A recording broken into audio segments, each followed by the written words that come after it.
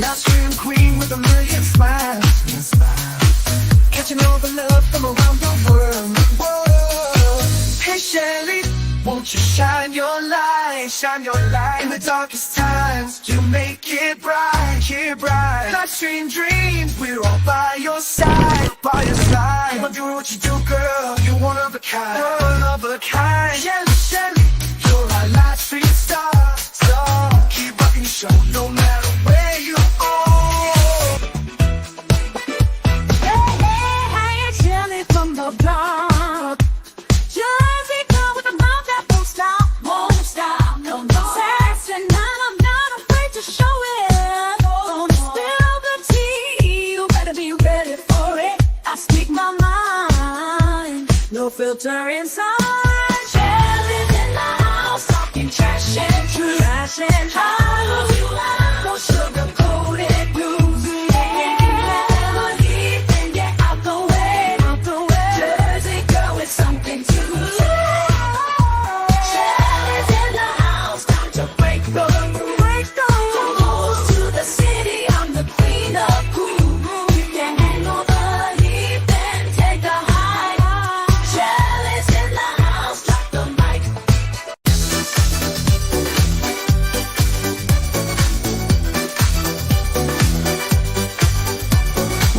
Hey, Shelly in the house tonight. Living it up, feeling so right. Yeah. New Jersey girl, she's got that style. Live stream queen with a million smiles. And she know the love from around the world. Hey Shelly, won't you shine your light? It's time to make it right. Live stream queens with a wayside. You're one of a kind. Shelly, Shelly, you're a live stream star. Keep rocking the show no matter where you are. Yeah.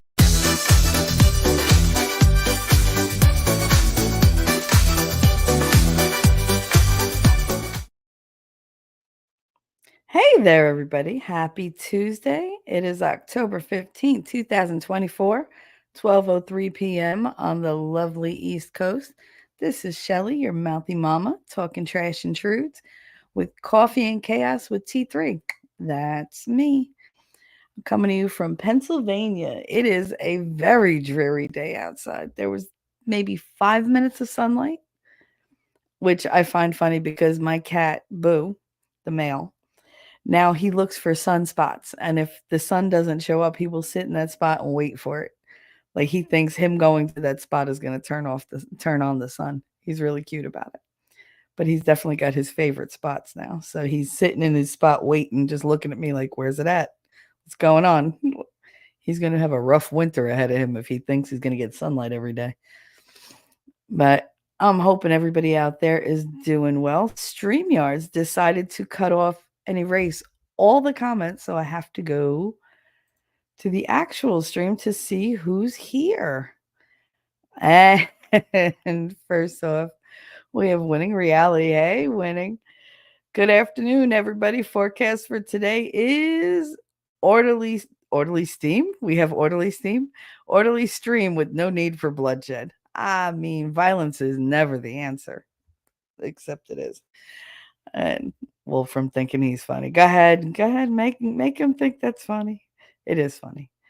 Hey, Wolfram, how are you? He wipes his laws. He wipes his laws. See, I can't talk. Words are hard. Wipes his paws, lopes in, and howls. I combine paws and lopes. Whatever. At least I didn't say you poped. Well, except now I did. Anyway. Amber, welcome. Hello, hello. Memento Mori, how are you? I'm listening in while on my lunch break. Awesome sauce. Yeah, today's going to be not super serious, but it's going to be I want to know, what do we know about God's plans? That's my main thing that I'm looking at today, because I keep thinking of how my life is going and everything else, and I'm like, you know what?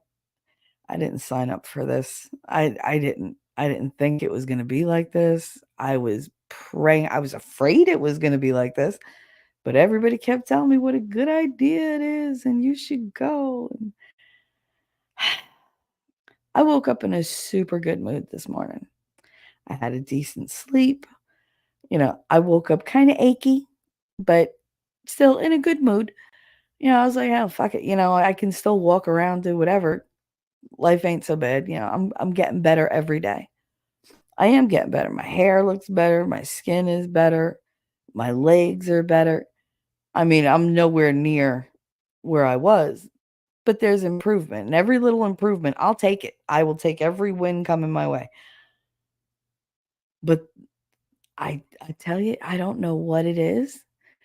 I went out into the living room and I said good morning, and instantly my mother's husband's mood changed. He went from to rah, rah, rah, rah, rah. And I looked at my mother. I said, "Now, what happened?" She said, "I don't know." She said, "He was fine a minute ago." I said, "Oh, so it is me." "Oh, okay. Good to know." And so I walk around on eggshells all day, all night. I'm afraid to do this. I'm a grown woman being controlled by someone else's husband. I don't like that. I didn't let my own husband control what I did. I mean, did we have discussions and make decisions together? Sometimes. Most of the time, I just did what I had to do because it had to get done. But I never had to ask permission to buy a garbage pail for my bedroom. I never had to ask permission to have food or drink in my room. Why? Because one, it was my apartment, and two, I'm grown. If I spill it, I clean it. So I don't see what the big deal is. But apparently, I am no longer autonomous. My independence is gone. And I sit here and I ask God, and I'm like, what? What are you doing? What are you doing to me? I don't get it. I know you put me here for a reason. I trust you put me here for a reason. I just don't know what that reason could possibly be. Because I spent my whole life as a child, as a young adult, as in my 20s, being abused. And then I detached from everybody. And I got my apartment, with my kid on my own. Then I had another kid. So I had an apartment, I had 2 kids, but every decision was my own. And nobody abused me. Nobody treated me like I was nothing. Nobody made me afraid. I'm afraid. Not for my physical health. I don't worry about that at all. As far as like, hands flying or whatever. I mean, if anybody's gonna throw hands, let's face it, guys, it's gonna be me. Um, but the constant criticism, the constant, newspaper on the nose, you can't do this, you can't do that. And it's never before I do something. It's always after the fact, so I can't avoid it. And now I have to repent and I have to do penance and pay for it. And I never thought this would be where I am at this point in my life. I spent 20 years getting rid of every abusive person that walked into my life. And now I'm living with them. And I can't avoid it because I can't afford to live anywhere else now. I spent everything I had coming here. So it's like, what do you do? So I keep asking, but just show me something. Give me some kind of sign that this is the right thing. I mean, obviously, he let me move here. He made it so that it all was possible, but I just can't figure out what his agenda is. Yeah, how can we ever know what God has planned? I mean, I think one of the reasons it's a mystery to us is because humans are very much self-sabotaging. When you know too much information, it can mess with you.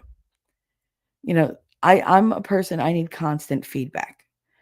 I've had this conversation many times with people. When I say something, don't just stand there and stare at me or be quiet, because then if you don't fill in that blank, I'm going to fill in the blank.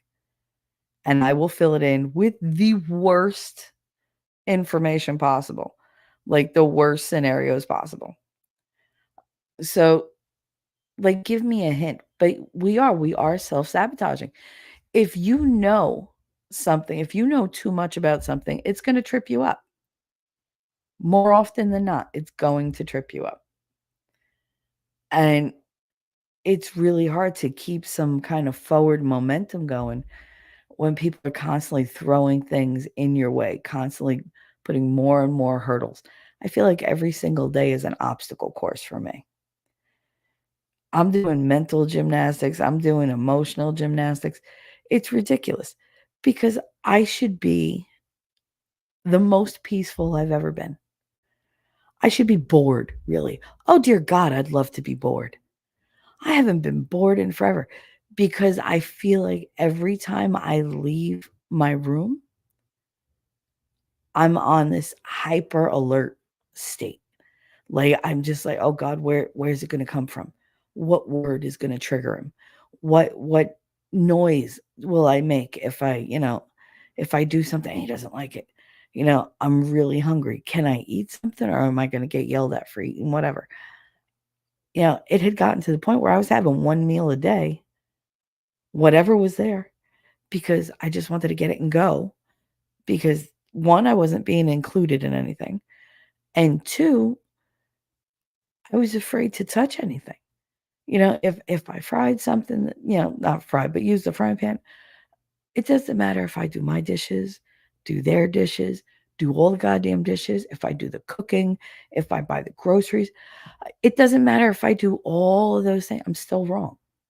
I'm still wrong. I've never in my adult life, outside of my marriage, been in that position. I'm the one that people go to for help. I'm the one people go to for advice. I'm the one when they have something they want built or drawn or painted or created or written, "Oh, I need to write this lawyer-like email. Can you do it?" "Yeah, no problem. Give me 10 minutes." You know, and I bang it out one thing after another. I'm not used to somebody else holding the reins on me. You know, I'm very much about being the matriarch. I believe that, my kids, they should look to me. I'm used to running my household, and I can't do that anymore because somebody took away all my power. And I can't even just blame my mother. I mean, I know part of it is her, but it's like, ugh. So I don't know what to do. So me and God, we have all these conversations, and I'm like, just show me, just show me. But I know that whatever he does show me, it's gonna stay in my head and it's gonna drive me nuts. And I think that's why everything is such a mystery, why things you can't see them until you've moved past them. You can only see what God has planned in looking behind you in hindsight. I think that all God's plans are shown in hindsight if we want to look for them. Um, and I wonder, like, why do we cling to control when we know that God and the universe, whatever you believe in, they're going to do what they want. They're going to do what they plan. It's their will that gets enacted.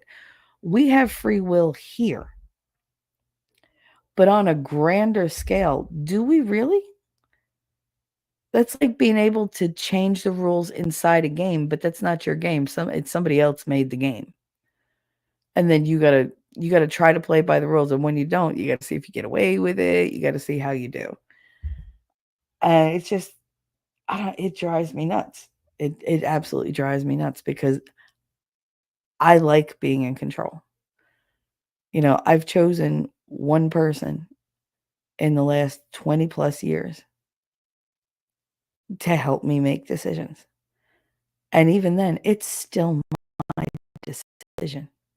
You can order me to do something, you can tell me to do something, and I could look at you and go, no." Like, it's still my choice. I still have free will. And sometimes it doesn't feel like that. I feel like I have no free will here. I feel like I'm constantly under attack. And I just wonder, God, why did you do this to me? Why put me here? Is it for me? Is it for the kids? Is it for my mother? What is it for? Is it for all of us? Like, show me something. And he just won't. It's very frustrating. Let me take a little look at chat. Oh, good. I'm not far behind. You guys aren't chatting. You better get to it. Winning Rally said you're doing great. I don't know who that was for. Is that for me or for them? Because we both know that's not true. I fall apart on my poor winning all the time. All the time. But thank you. If that was for me, feedback, all right. Thank you, honey. I appreciate that. Smart ass. See, like most people would say, like, why have things led a certain way? Why did certain things happen? I've been through a lot, especially in the last 2 years. And there's a lot of blessings that I have that I forget. And sometimes I have to stop. When my day is really bad, I'll stop in the middle of the day and I will send the message to somebody that I appreciate and say, hey, I want you to know that I appreciate you. I want you to know that I would never take advantage or I would never take you for granted. And that I feel lucky to have you. He's that person for me. Winning is that person for me. And y'all know it. I'm not shy about it. But I've noticed a lot of other people don't do that. I feel better when I do that, when I stop and count my blessings and say something. Because even though I feel worthless, other people don't need to. I don't want anybody to feel like me. So I make sure, even if I come across sounding completely corny and sappy and, oh my God, she's such a, like sentimental jerk. Like, it doesn't matter. I'll say it. I'm not afraid to say it. And I think that's important. I think that's something we can all do more to build people up when we're feeling down. Because one of the ways to safeguard yourself is to remain true to who you are, no matter what people try to change about you. And if you're that type of person who wants people to know how you feel about them, to know how you see them, it doesn't cost you anything. What does it cost you? Like a little pride? What's proud about keeping things to yourself that are going to make somebody else feel good? Say the thing. I grew up being like very afraid to say I love you. Hell, I couldn't even say like I like the person. And it was just easier for me to be angry and negative because that was clean. There was no attachment. If I was angry and I was hateful, then I would just spew whatever was inside me. I would feel better about my situation because I felt like I had a little bit of power by being mean. But it doesn't really work that way. All I was doing was chipping away at my own self. I was being disingenuous to myself. And I was putting more negativity, more toxicity out there. And I don't like that. I can be very, very critical. That's conditioning. When you grow up and everything is negative, you wind up thinking negative all the time about everybody. And I don't love that I do that. I try to give into that other part of me that sees amazing things in people. There's this thing that I do, like I talk to people and I pick up on these little gifts, these little nuggets of, like goodness, and they're little shiny stuff that's about them. And it's funny because people don't see it in themselves. They don't see that just coming to chat and just hanging out and saying nice things or whatever, like just being polite makes my day.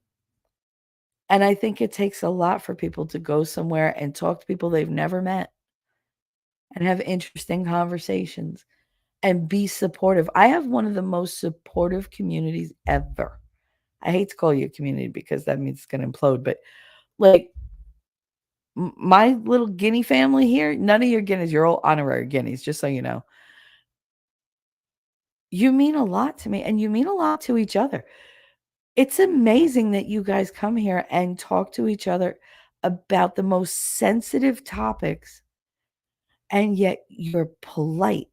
And some of you are downright sweet and loving and gentle. And, sometimes we have the tough love that comes in here. And sometimes you have that super nurturing quality about you there. You come in and it's just a breath of fresh air. It's this calming kind of presence.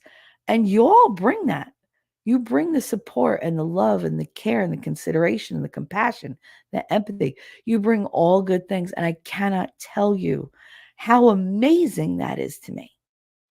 I can't express just how amazing that is, because in the world we live in, it's so easy to be opposite. It's so easy to be oppositional, to want to fight. You have people come in. I have trolls come in. My trolls come in, and I don't feed them. Instead, I kind of, you're so cute.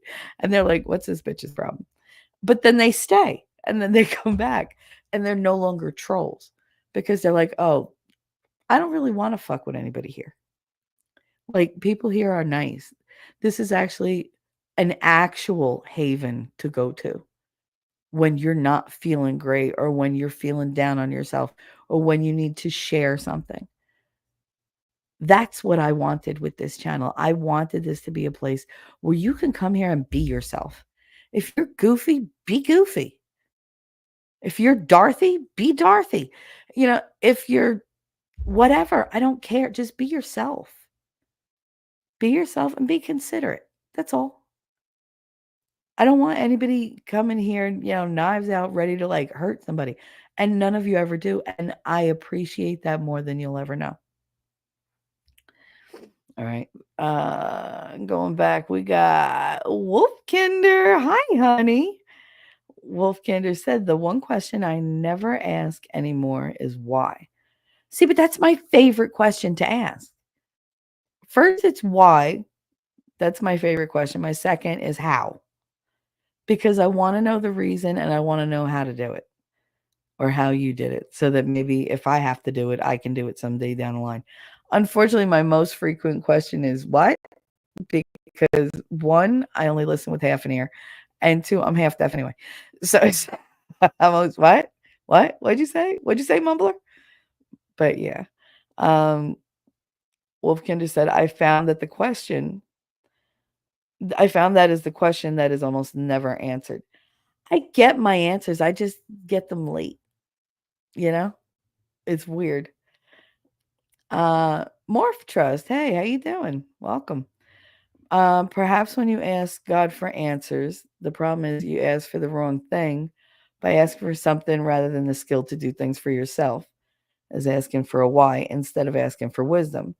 Once you have wisdom, most of those questions you could figure out the answer yourself. Well, my problems tend to boil down to the physical limitations that I now have. So we'll talk about that. But yeah, that tends to be like okay, I'm already like this. Why am I here? Why? Like, what purpose does this serve? Because I want to know my purpose. I don't ask for wealth. I don't ask for any kind of like material thing. If you knew me, material things mean absolutely nothing to me. I literally throw money at people like it's water, because I know they need the help, and right now I'm okay. Financially, I've always been able to do that, but emotionally, physically, yeah, I'm running into some roadblocks. And it's not just the why, it's the what do you want me to do with this? Like, I can't see a path, because all I see is people throwing roadblocks up in front of me. So I can't see beyond that. So why, God? Why put me here? What do you want me to do?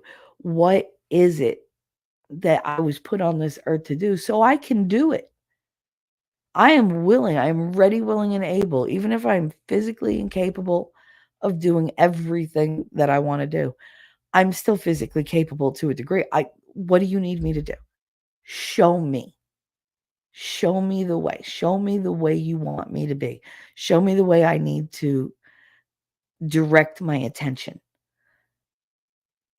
Give me my purpose. I've always had purpose. Oh, always. I had purpose when I, was in accounting because I was spent time with my mother. I had the money to support my kid and pay for the treatments and everything that, you know, insurance didn't pay for. My purpose was to support my child and get her as healthy as I could get her.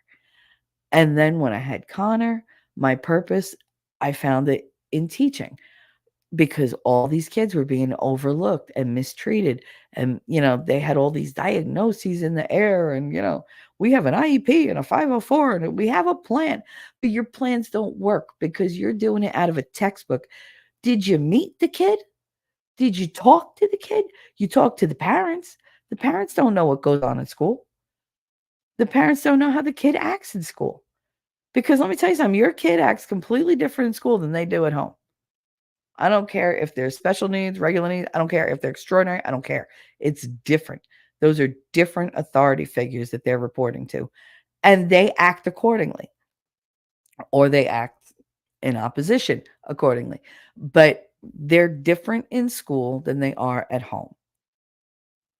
The parents, I love the input from the parents, but these caseworkers don't listen to what the parents are actually saying.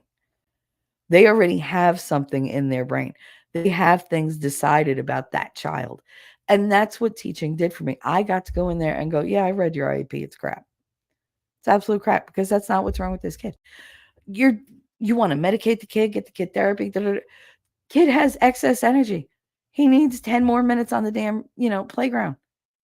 He needs to run around. He needs to stand while he does a lesson so that he doesn't fidget because he doesn't like sitting down.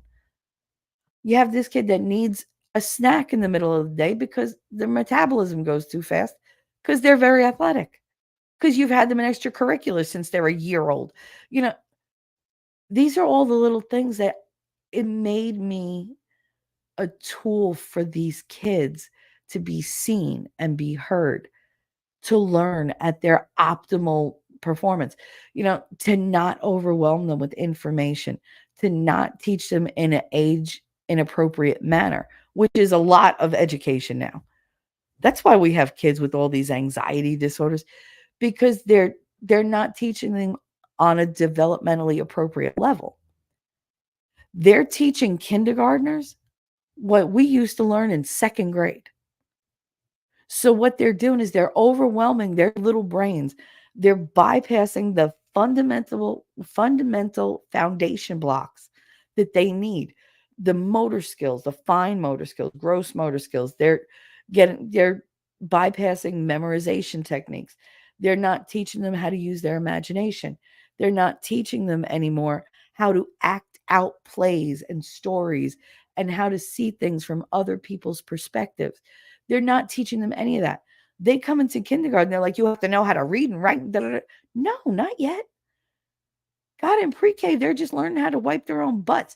And then you want them writing paragraphs in kindergarten. Fuck out of here. Like, I hated that because they're overwhelming these kids. And the kids get more and more anti-school. It's too hard. I don't like it. I can't keep up. And then they have the plummeting self-esteem because they can't see their self-worth because they're not answering questions like the other kid is answering questions. Well, guess what? That's not, they're extraordinary. You're just starting out. Give yourself a little bit of leeway and grace. And these kids don't come up like that. And then they get behind and they get more behind and they get more behind. You know how many kids I've had left back in kindergarten?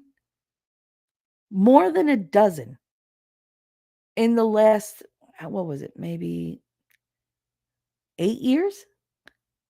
More than a dozen. That is unacceptable. Unacceptable. They don't teach them manners. They don't teach them how to tie their shoes, button a coat, zipper a coat. They don't teach them like the colors. They just assume you're going to know your alphabet, your numbers, your colors, your shapes, everything. That was all stuff that we taught in kindergarten. Now it's assumed those kids already know that, but they don't. They don't know that. And then they go to first grade because they want to push them through. And now they're supposed to be reading and writing multiple paragraphs, which again, age inappropriate. And the kids can't, and they shut down. That was my purpose, to go in there and go, it's okay. It's okay. You're doing great. We're going to work on this a little bit more. And I would make games and stuff that would bring them back to like the pre-K games so that they got the foundational skills that they needed to build on. You can't build on shit.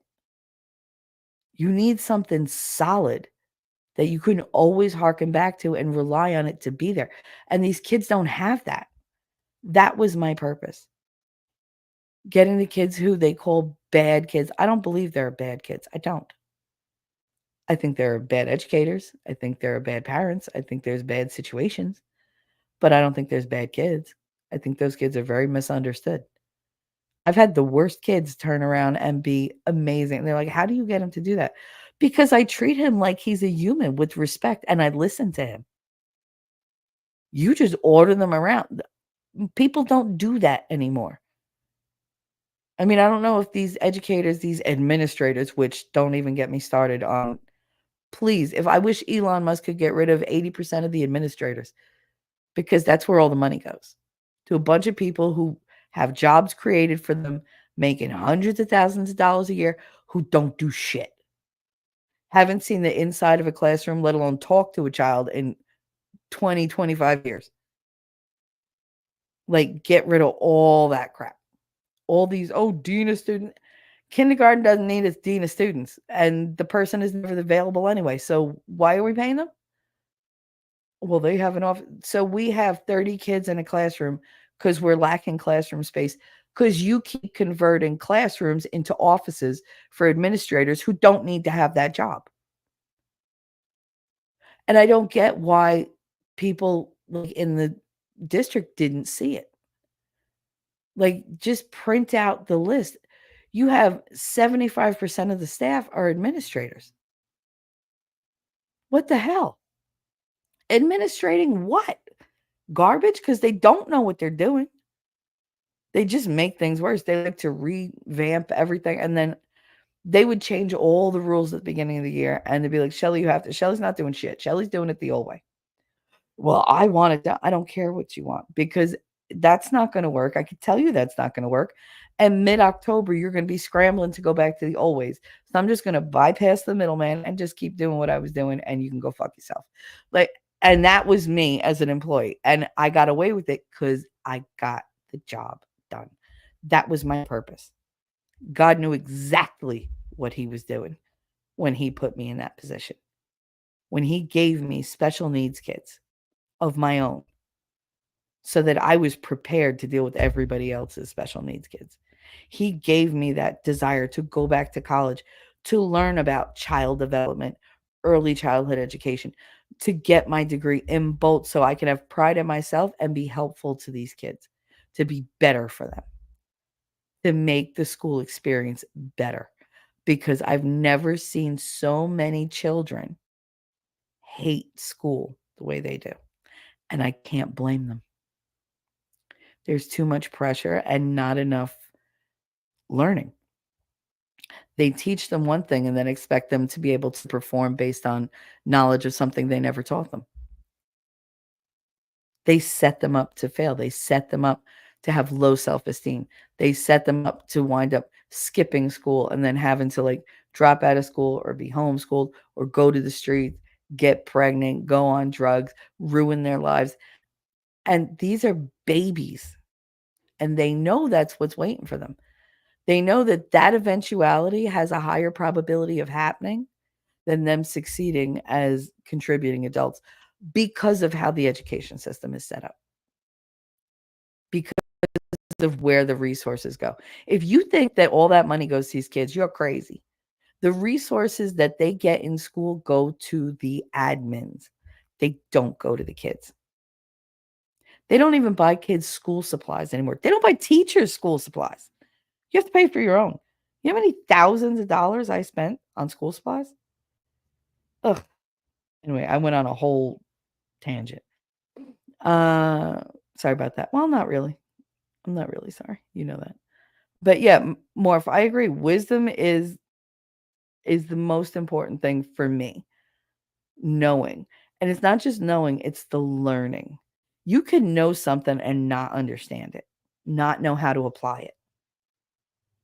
I need to be able to have information give it to me, and I need to be able to relate to it and apply it and use it. Otherwise, it's pointless. And I have a brain full of useless information. Trust me, I always say I am a font of useless information because I just know random crap. Tons and tons and tons of random crap, but it's random crap. But then there's some things that I know that I've built upon where I've built the skill up or I've married the skill and the knowledge together and made it better. I've strengthened my position.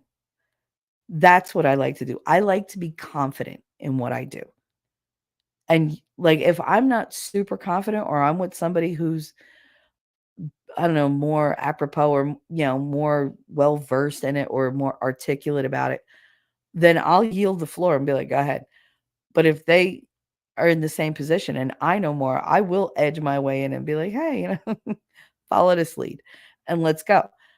And it's good to be with people like that, but it can what am I trying to say? It's hard sometimes to function with only a little knowledge, and it's almost impossible for me to get anything done when I have no confidence. If I'm insecure about something, you'll never know I knew even an ounce of information on it because I'll never talk about it. I'll listen to everybody else talk about it, so I'm constantly absorbing the information, but I won't participate. I'll just, "Mhm, mhm, yeah, mhm, oh, yeah, absolutely." Like, I won't voice my opinion at all or my knowledge.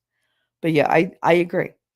Morph said, "Also, often the real choice expected is not to understand why, but rather what you can do with with some situation." Yep. "And which direction, positive or negative, will you choose to go?" Absolutely. Absolutely. Knowledge is useless without purpose, without direction. Like if you can't apply it, if you can't use it, it's just words. You might use it later, so you store it, but it's just you just taking in data. Like you have the data bank that's useful and the data bank that's like might be useful later, and then you have the data bank of completely useless shit that is sometimes it's just funny. I have a lot of that too. Wolfram said a guinea looks down at a guinea, not a guinea pig, but like a guinea, you know, an Italian. I love somebody said, "Oh, you're Italian to me." I said, "No, I'm Italian." That's what I said. I said, "No, you said Italian." "Yeah, you're Italian." "No, I'm not from Italy. I'm from Italy." Like there's there's a difference. And if you can't say it, just say I'm American. Just because that's where I was born. Just say I'm American. Uh, little fun fact: most like Guinea Italians that are like right off the boat from Italy see me as a fake Italian. Doesn't matter that my family goes like all the way back, that I could trace it back like about 400 or 500 years. What matters to them is that I wasn't born on Italian soil, so I can't possibly be Italian. It's like, all right, bafango.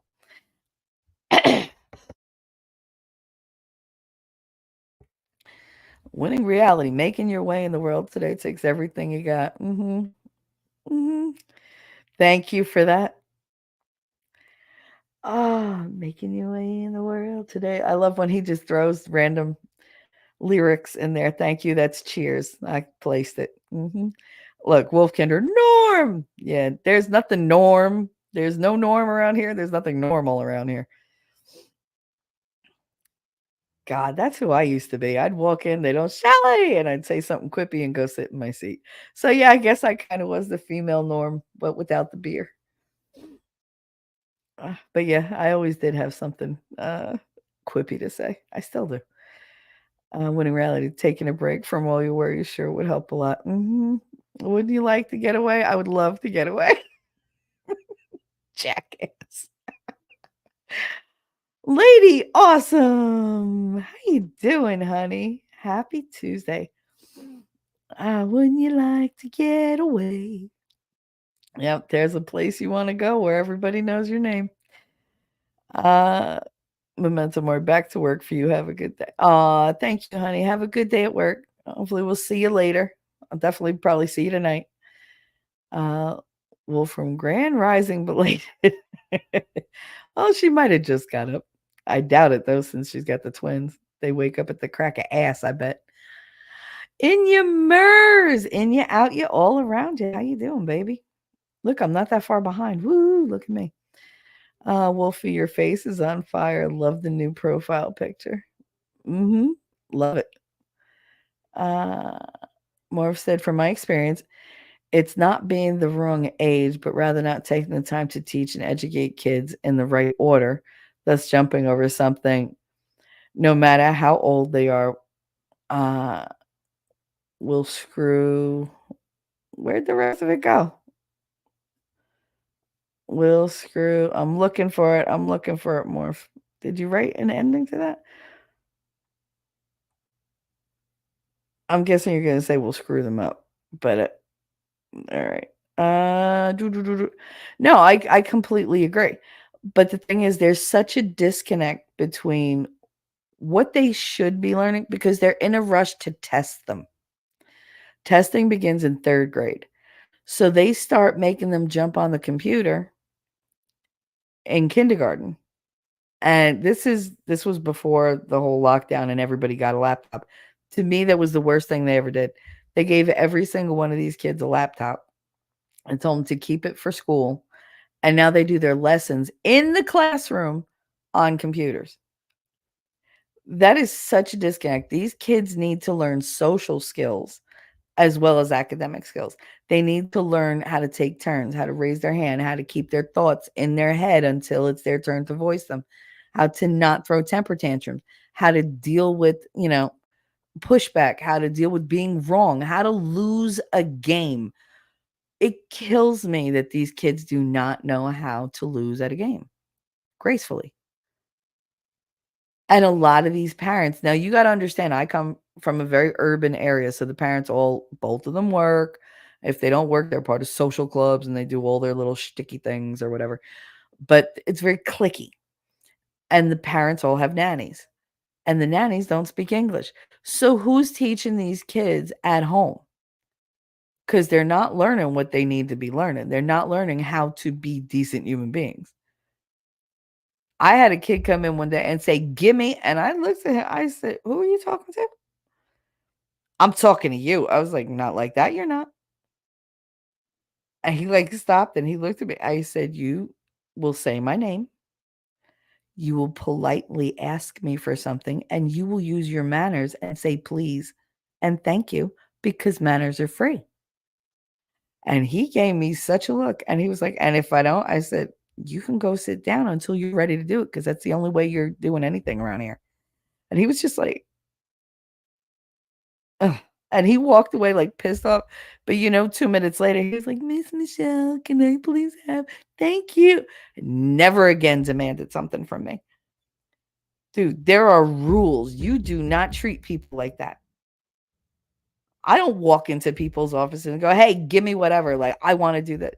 What a bratty thing to do.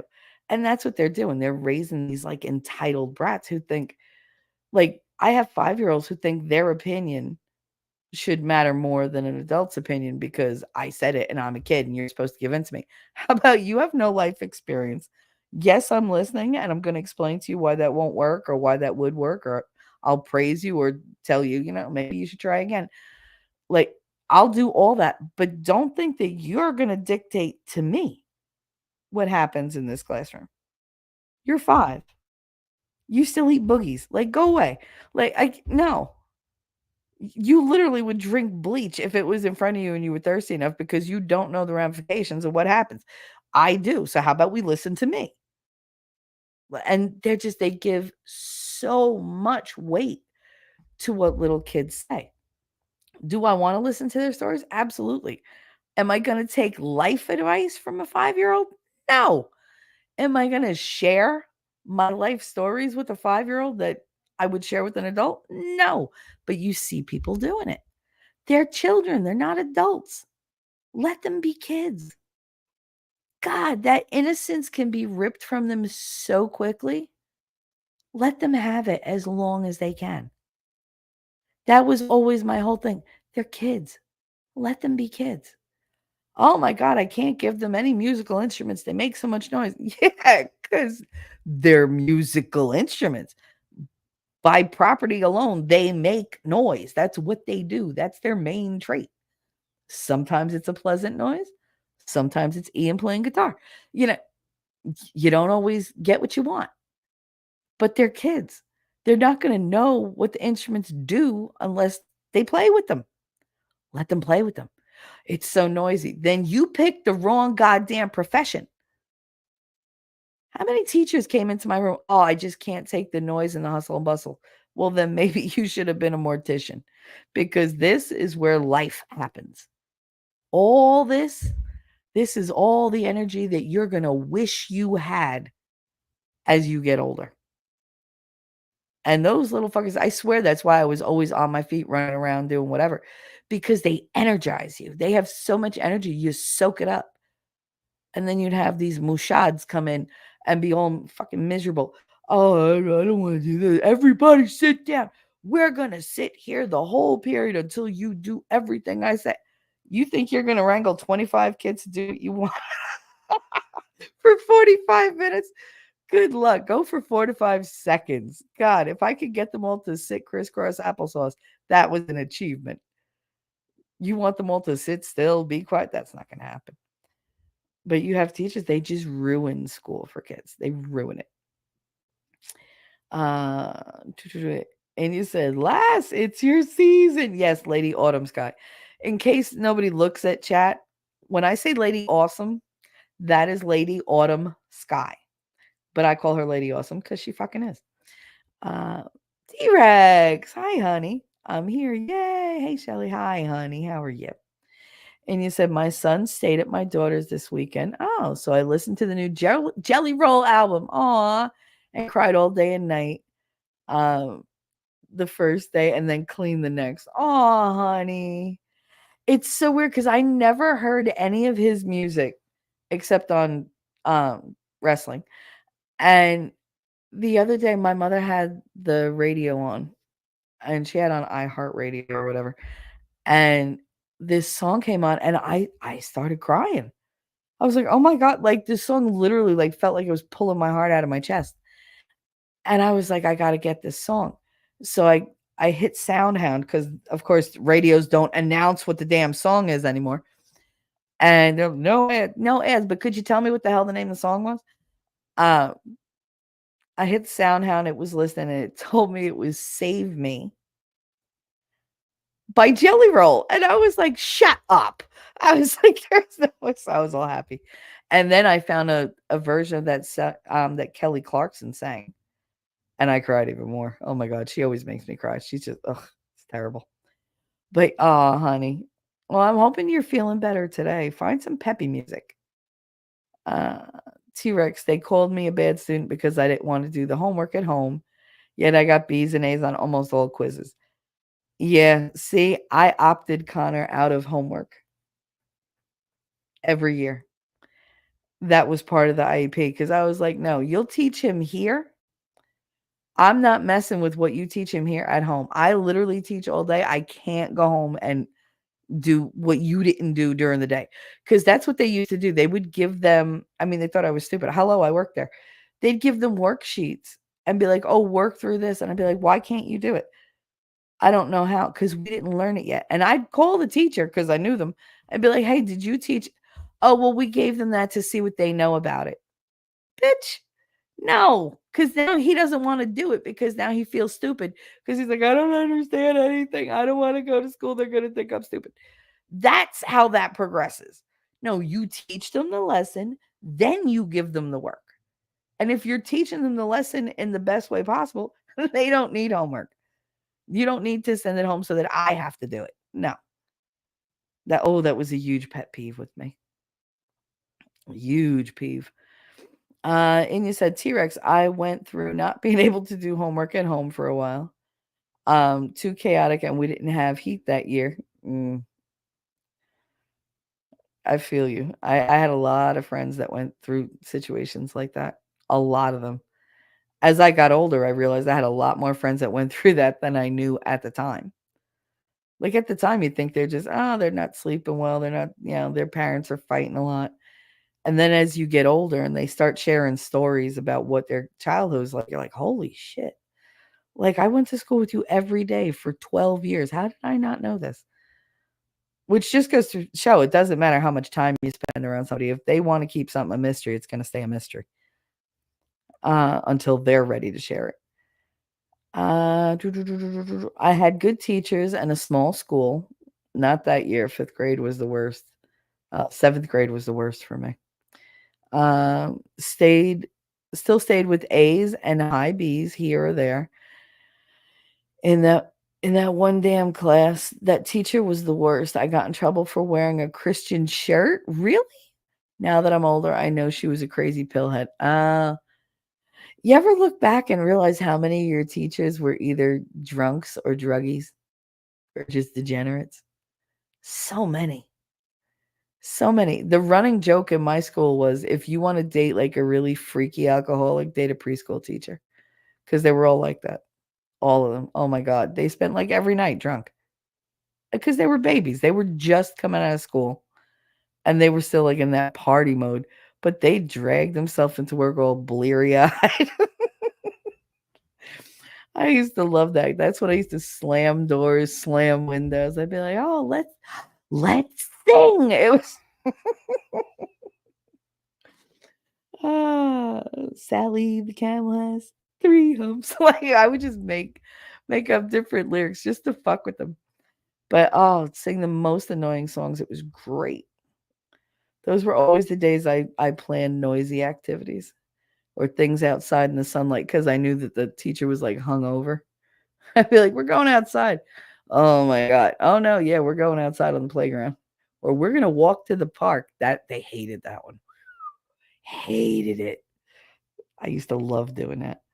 Uh T-Rex said knowledge is knowing a tornado. Well, I can't see for shit. Knowledge, let's try this again. T-Rex. Knowledge is knowing a tomato is a fruit. Wisdom is knowing not to put it in a smoothie or fruit salad. I mean, you can put it in a smoothie. Have you never had V8? I mean, you're not going to put it in a milk smoothie, but you could make a smoothie with tomatoes. They're actually really good. Side note is tomato smoothie. Side note is ketchup and tomato smoothie. It's a tomato puree. Depending on who makes it, it's a tomato experiment. If it's American, it's hell. There's so much sugar in ketchup, it should be a dessert. In your MERS or tomato soup if you add some cream. Oh, like a tomato bisque. Oh, so good. So good. Amber, how you doing? Hey, I feel like I don't 100% on the subject. I don't know anything about it. Oh, if I feel I don't know 100%, it makes me feel inadequate in my knowledge on it. Yeah, absolutely. It absolutely does. That tripped me up a lot in college because the college I went to, they just assumed you knew things. It wasn't about the learning. It was about take the test, write the term paper. And everything that I learned, I had to learn on my own. Like the teacher didn't get up there and teach. They expected you to learn, and then they were like, "So this is my take on it." And you're like, "Okay, but what's the real take? I don't want just your take. I want to know like the factual information. Like teach me how so I can have my own take on it." But they didn't do that. And it was as much as I loved the campus and loved the people that I met there, the way they taught was really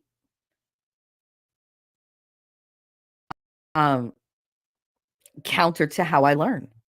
And it beat me down. And I loved school. I never missed school. My sophomore year, I missed school the whole year because I was going through a whole thing. And I had my little enabler, Nancy, who was like, "Don't go to school today. Let's go up on the roof and get tan." Sure, why not? It was my girl. I had to make her happy. It was like, all right, whatever. I want to do this. All right, then that's what we'll do. So I missed like a whole year of school. I still passed for the year, first in my class. So that wasn't that hard to do. Uh, when I want something, I go after it and I put the work in and I get it. But I skipped school. But for the most part, my entire academic career, I loved going to school. When I went back to college, when I went to online college, I didn't miss one class. I didn't skip reading the textbook, none of it. But those teachers at that point, they led me to the lessons. And I was strong enough as a person and confident enough in my own critical thinking and my own ability to comprehend what I was reading that I didn't need them to hold my hand. I just needed them to give me the guidelines of information so that I knew how best to learn it. Like, that's basically all I paid for, was for somebody to, like, give me game plans and just be like, "Here's the playbook, go learn it. Okay, you learned it, next." But that worked for me at that point because I didn't have time to sit there listening to somebody else wax poetic about what they thought. Just give me the information when I'm supposed to get it in the organized fashion that it should be, and let me come to my own conclusions. That was what worked for me. So college the second time around, and I did 3 years of it because the first time around screwed me over horribly. But I did 3 years of online college while I raised 2 kids by myself, while I worked full time, and they had all their extracurriculars. I didn't sleep for like 3 years, which is probably did not add to my mental state when the pandemic hit, because the pandemic hit like a year after. So I still wasn't caught up on sleep. But yeah, no, it's like, tell me, like, teach me the right way. If they're not teaching to the way that kid is going to learn, the kid is never going to learn, or they're going to struggle and they're going to blame themselves. We have a really big problem with too much ego, not enough confidence. Like, these kids, I hate to say that these kids are egotistical because they're built up on characteristics that don't really matter. That's where the emphasis goes by their parents. "Oh, you're so pretty. Oh, you're so oh, you're so athletic." Okay, but how about you give them confidence to, I don't know, think, because they don't want them to. They just want them to do what they want them to do, or do whatever the kid wants to do, and then the nanny's got to deal with it. Like I said, you got to keep the perspective of where I grew up. All these rich yuppie people that they literally have kids as accessories. It's the weirdest thing. Like, they don't show up to the plays, they don't show up to anything. But they're like, "Oh, well, I can't be there, but what can I buy for you?" Like, I don't want your money. Your kid doesn't want you to buy the set. Your kid wants you to sit your ass in a metal chair and sweat for 2 hours with other parents who are pushed into a room and clap when they're done and be proud of them. That's what they want. They want your presence. They don't want presents. Like, there's a difference. That's one of the things I hate about my relationship with my mother. She does not know how to be supportive. She does not know how to not be critical. She does not know how to be loving and nurturing, but she does know how to throw money at shit. "Oh, here, I'll buy you this. Oh, here, I'll give you this. Oh, I made you cry for like 3 weeks. All right, so here, you can go buy this. Here's my credit card. Here's this. Here's that." I don't care about that. Money literally means nothing to me because money has never made anybody in my family happy. I am the only poor one in my family. My entire family is rich. Every fucking one of them, right down to the little ones, all rich. I am not. They are some miserable, jealous, paranoid people. Everybody they meet, they think somebody's after their money. I don't live like that. You know, if you're in my life, it's because you want to be. If you're with me, it's because you want to be. If you talk to me, it's because you want to talk to me. For me, not for what I have, not for what I can give you, because I don't have ungats. You're here for me. I'm here for you. That's what matters. That's what endures. Does money help to ease stress sometimes? Sometimes.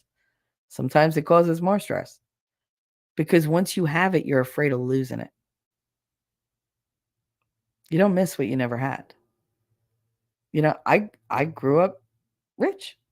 Did I know that? No. I could say, "Oh, I grew up middle class." I didn't. My mother grew up middle class. My grandmother grew up poor. I grew up rich. Did I know that? No, because my grandparents were like, "No, we're not." Like, she's spoiled, but she's not like a spoiled brat.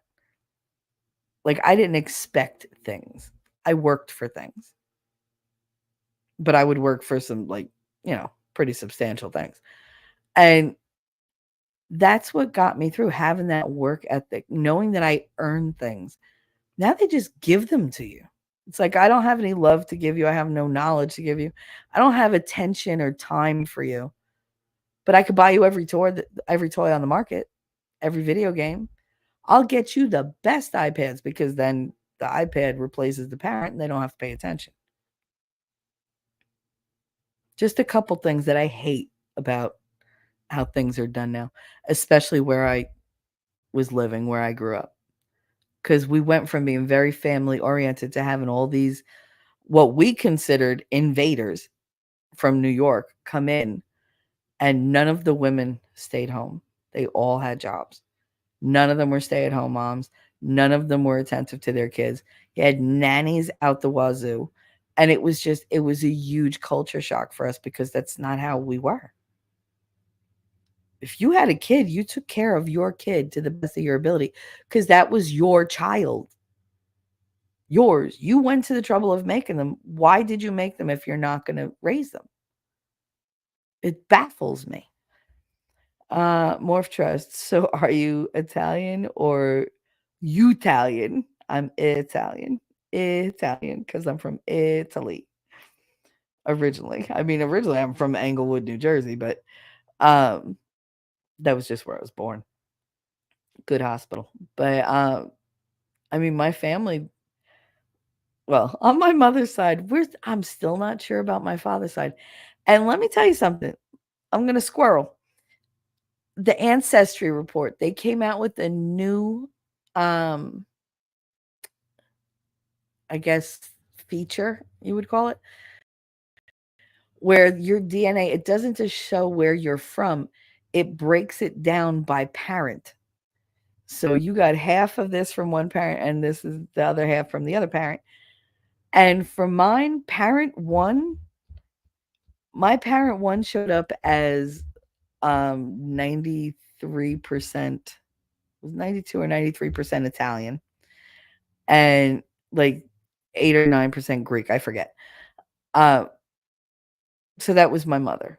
That attributed that to my mother. And then you pick up my father's side and it doesn't list any Italian. And I'm very upset about it because, like, what the hell? It was all Finnish, German, and there was another one, French, which was new to me, but it was like Germanic France or whatever. So basically, like, mostly German. So now you're telling me, like, not only am I a quarter Finnish, but I'm a quarter German.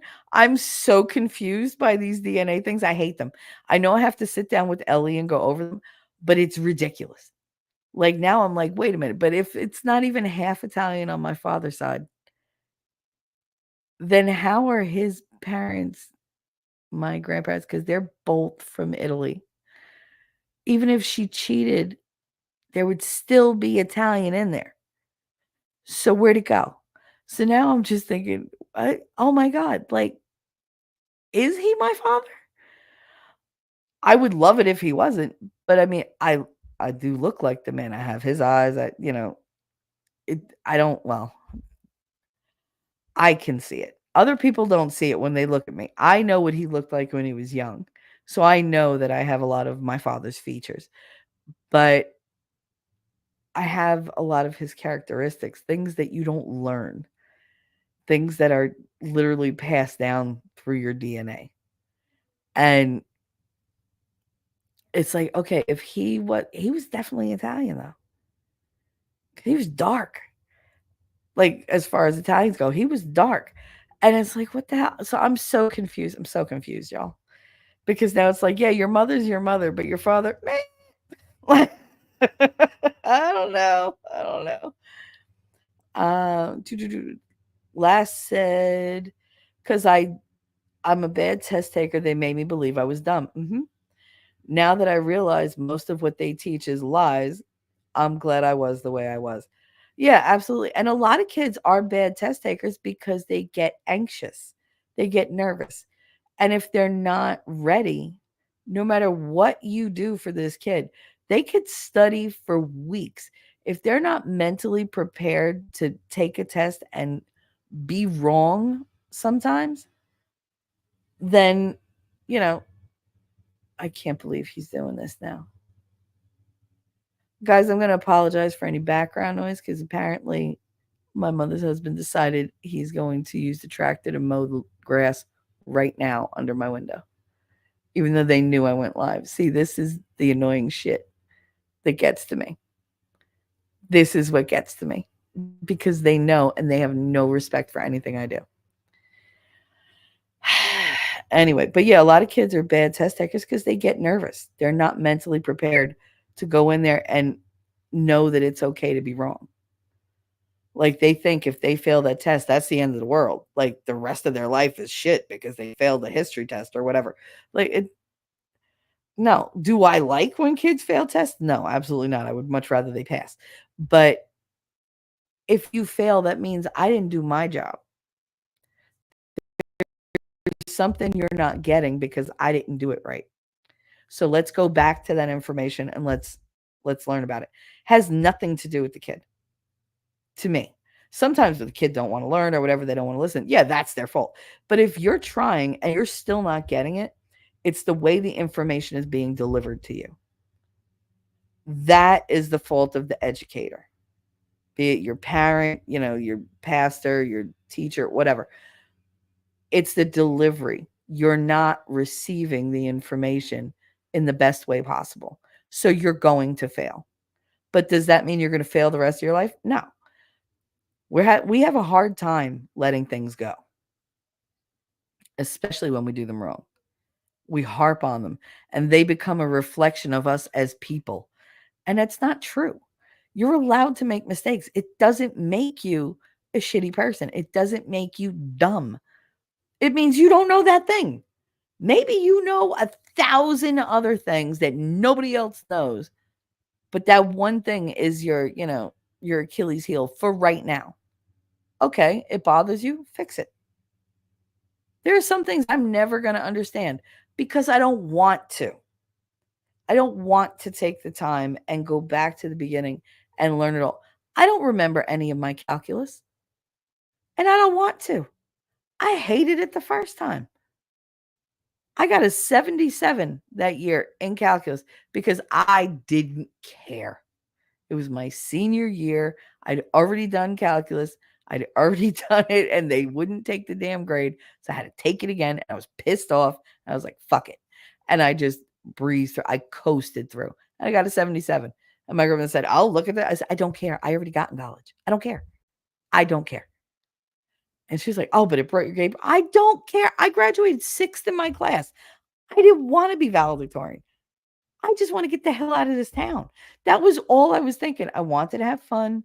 My senior year, I coasted through my classes. I graduated 6th out of 260. And I'm fine. I got into all the colleges, all of them. Everyone I applied to, I got into. Like, it's done. Just go away. But no, 77. Shut up. You're lucky I passed. Like, because I didn't want to. Now, if I wanted to, could I have aced that course? Absolutely. Because I know I have the capability, but I didn't have the determination or the motivation.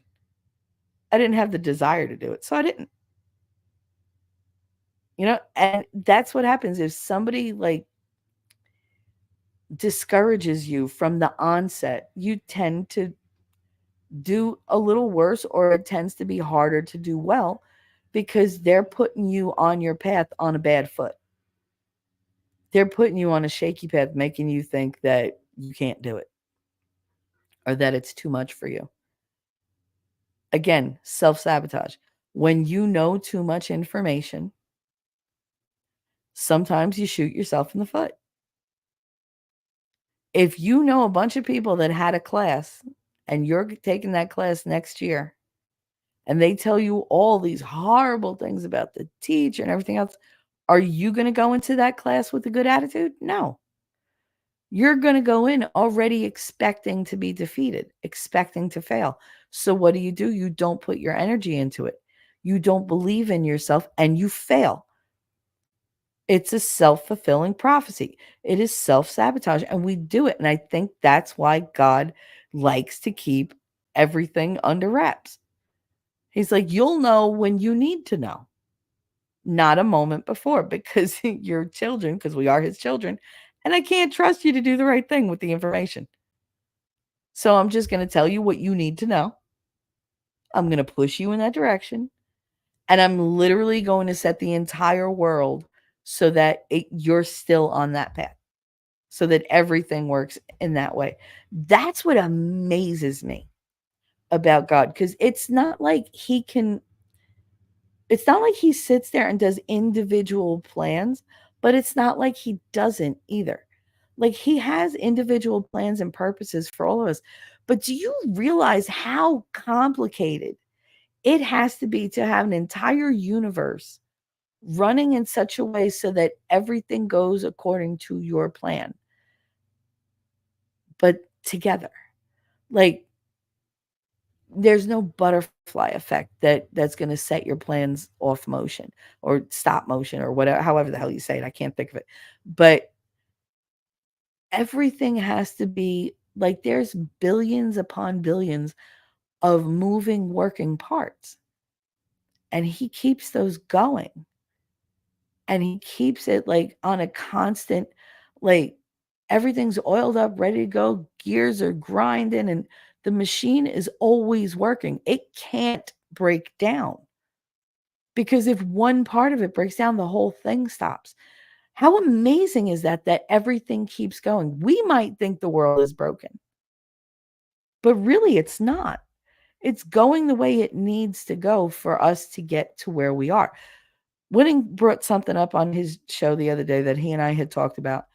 And we talked about, oh, well, if Trump hadn't, had the election stolen in 2020, whatever, I said, but think about it, if he hadn't, we wouldn't have had Biden. He was like, yeah. I was like, yeah, we wouldn't have had Biden. We wouldn't have had the atrocious administration that we have.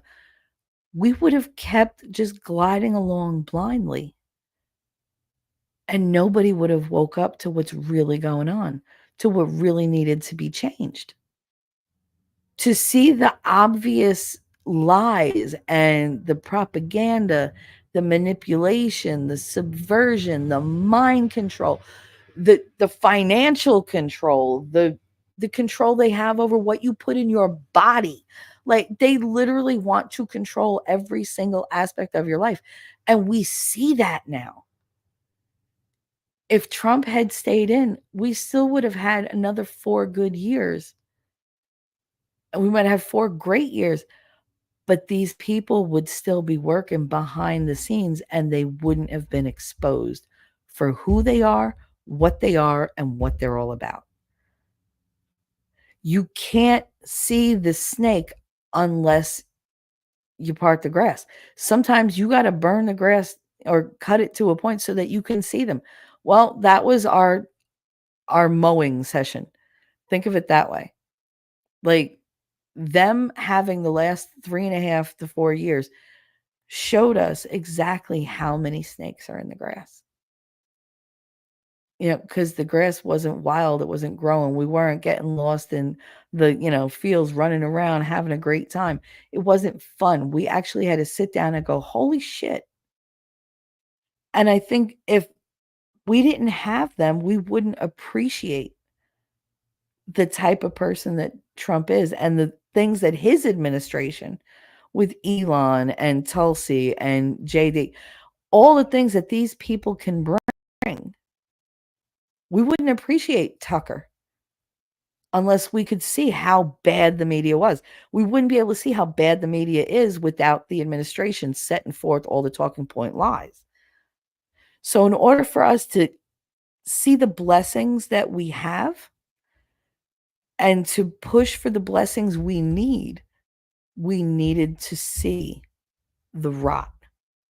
We needed to have all that mildew and mold and all the stuff that's under the carpet exposed.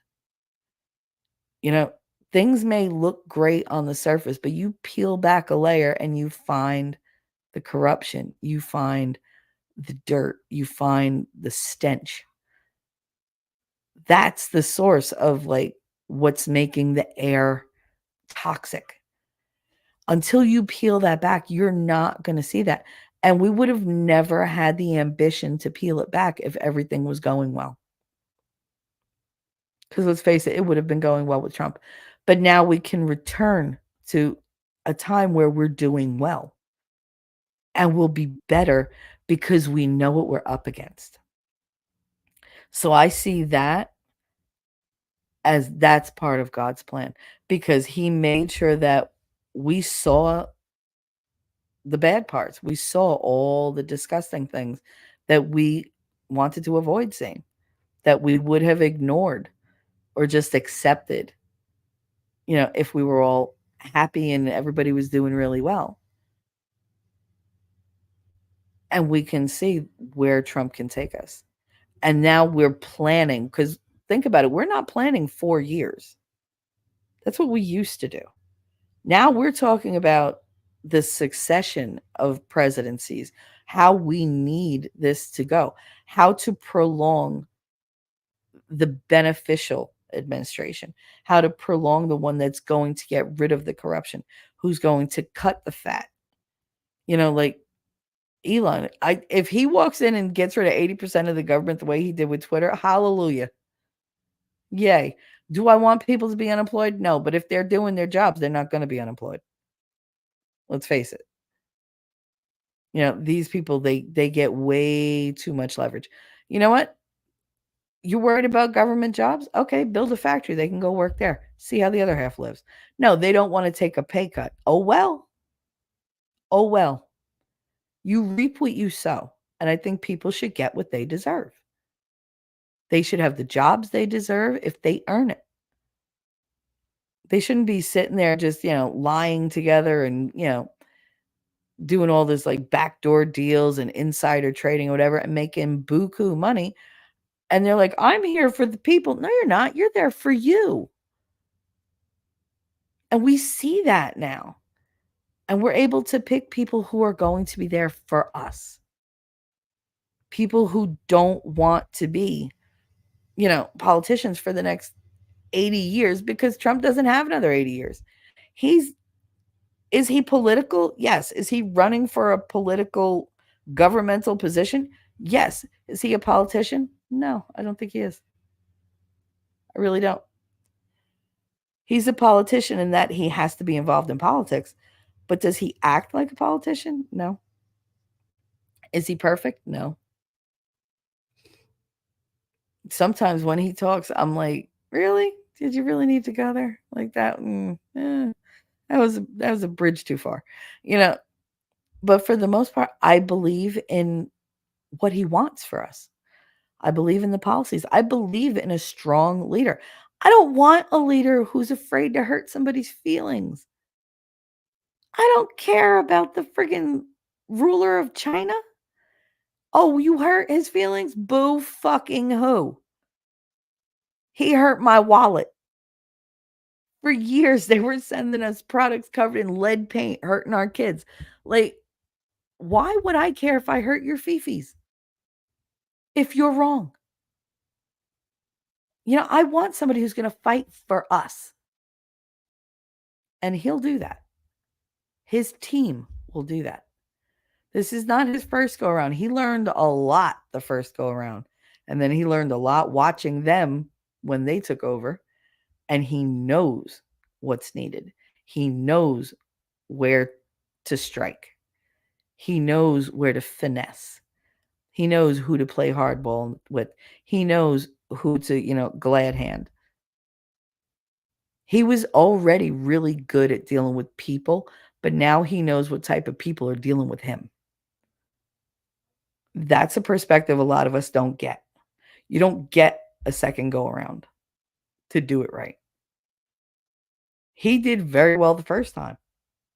I can't imagine how off the hook it's going to be the second time. But I'm looking forward to it, and I hope you all are too. By the way, register to vote and make sure you get your vote in. Do not think that your vote does not count. It only counts it only doesn't count, I guess. No, I'm going to rephrase that. It counts whether you vote or not. If you vote, great. You're voting for the person you want. If you don't vote, you're giving your vote away to the other side. That's what you're doing. Because by not putting your, hand in, you're letting them have the higher numbers, the higher control. You got to do it. You just got to do it. And you vote with your conscience and with what you want. Don't do what I read something the other day that said, my vote is not a Valentine. And that's a lot of people vote like that. Well, I like her, but why? Why do you like her? This is not a popularity contest. It's not supposed to be. Do they win by popularity? Yes. However, their popularity should be based on their policies, on their agendas, on who they are. I don't want some bitch with no moral compass who thinks that everything is friggin' cackling funny, can't string two sentences together, and makes a 3-year-old look like they're the friggin' poet laureate because they're more articulate than she is. I don't want that. I don't want a party girl as my president because that's what she was. She was a party girl, and her VP pick is a demented, China-loving, friggin' possibly, and much more likely, deviant. So, are you kidding? I don't see how it's even a choice at this point. You either want to thrive individually, community-wise, and as a state and a nation, or you want to fail spectacularly and become a slave to someone else, because that's where we're headed. They don't have to call it slavery for you to be their indentured servant. We already work for the government to thrive. They take taxes and taxes and taxes. They tax what you make before you even get it in your paycheck. Then you buy stuff, they tax that. You go somewhere, they tax that. You buy a house, they tax that. You're already paying. That money was already taxed. So now why do I have to pay more taxes on this, and this? So who are you working for? Because you're not working for you. You're working for them. That needs to stop. I squirreled super hard, sorry, but whatever. It had to be said. And I had to say it. Lady also said, yeah, my twins are early risers, usually 4 and see, crack ass. The sun doesn't even come up. You're waking up when the sun is coming up over by me. Oh no, wait, you're still my. I got you confused with Ellie for a minute. But I mean, 4 a.m., girl, I was in my ninth dream at 4 a.m. Last, and I thought I was a 5:45, 6 a.m. was too early. Mm-hmm. My son used to wake up and I would look at him and go, is the sun up? No, then you shouldn't be either. But I'm hungry. Go get a snack out of the fridge. I swear to God, do not make me get, especially on the weekends. Oh, God. T-Rex said, losing gracefully. What's that? Couldn't be me. See, I'm not a very graceful loser because number one, I don't have a whole lot of experience with it. But two, I make sure that I'm just not the one that loses because I know that it's going to make me feel bad. So guess what? I try harder to win. I'm very competitive, if you haven't noticed. Lady Awesome. I thought the same with my first set of twins. And now this set of rushing me in the AM. Mm-hmm. Yep. Morph Trust. I can't believe he's still mowing the damn grass under my window. I know you can hear him. It's so loud. Hey, how do you feel about someone who snaps their fingers at a bartender? Oh, Morph, dude. There's certain things that will bring out the Jersey in me. You snap your fingers at me, and I will break your fucking hand. I swear to God. Or if somebody goes, hey, when you whistle, oh, you don't like having teeth, do you? It's hard to whistle with no teeth. Believe me. Like, no, that pisses me. That is so disrespectful. So disrespectful. Like, you just, everything in me wants to fight right now because it really pisses me off. That is an instant temper trigger for me. And that is not to be played with, T-Rex, or Winning, because you both ball busters. That is not a nerve you want to step on, because I react violently and mean. That is an instant trigger for my temper. And because it's so disrespectful, I don't give a fuck if I hurt your feelings. I will go all out. That it's bad. I explode. I know a number of them, and this is all a trigger for them. Yep, that will cause them to go off or ostracize the person for the whole night. Oh no, I'm not going to ostracize you, but we're going to fight. I will tell you about yourself, because that's just, oh my goodness. When they, hey, especially when somebody's like, hey, over here. Oh, what, motherfucker? Like, who are you talking to? Do I look like a dog to you? Like, like, I'm not gonna come when you call. Fuck out of here. Oh yeah, no, that's a huge trigger for me, Morph. And I don't feel bad about it either, because if somebody out there wants to poke that bear, you deserve what you got coming to you, because I told you it's a trigger. Lady also, oh no, I don't think too kindly on that. My oldest is a bartender. There you go. There you go. Wolfram said, I don't blame them. That's disrespectful and rude. It really is. T-Rex, like Ian from Timcast. Sometimes the instruments make an awful noise like Ian playing guitar. Yeah. I'm glad you caught that. And I stand by what I say. Inyamers. I told my daughter she needs to start bringing the kids over twice a week so I can get a few good workouts. She came to help me move some things and clean, and those kids didn't stop. Awesome. Awesome. Awesome. 357. I'm way behind. Jersey girl. That's right. Party like a prom queen. You heard about me in a song by Springsteen.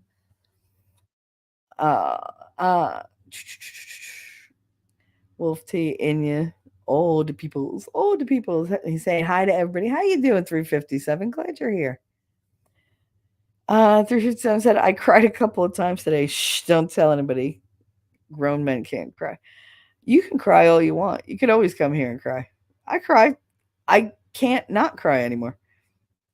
Eventually, I'll get back to what I was talking about today, but Winning said, yes, T-Rex. Ian can't play guitar that well. His right hand is total slop. 357 said, oh, Lord, Shelly, I just saw your tagline. Carry on, my wayward son. I love that song. What, are you kidding me? And that's how I've been feeling lately. Like, God keeps telling me, just carry on. Carry on. You can rest when you're dead, Shell. Just keep going. Keep pushing. I don't care what hell gets thrown your way. Keep going. You just gotta get through it. You gotta get through it and trust that I know what I'm doing. Trust that I'm not gonna give you more than you can handle. T-Rex said, I look back and see that the teachers were all way younger than I thought. Oh yeah, we always thought teachers were so old.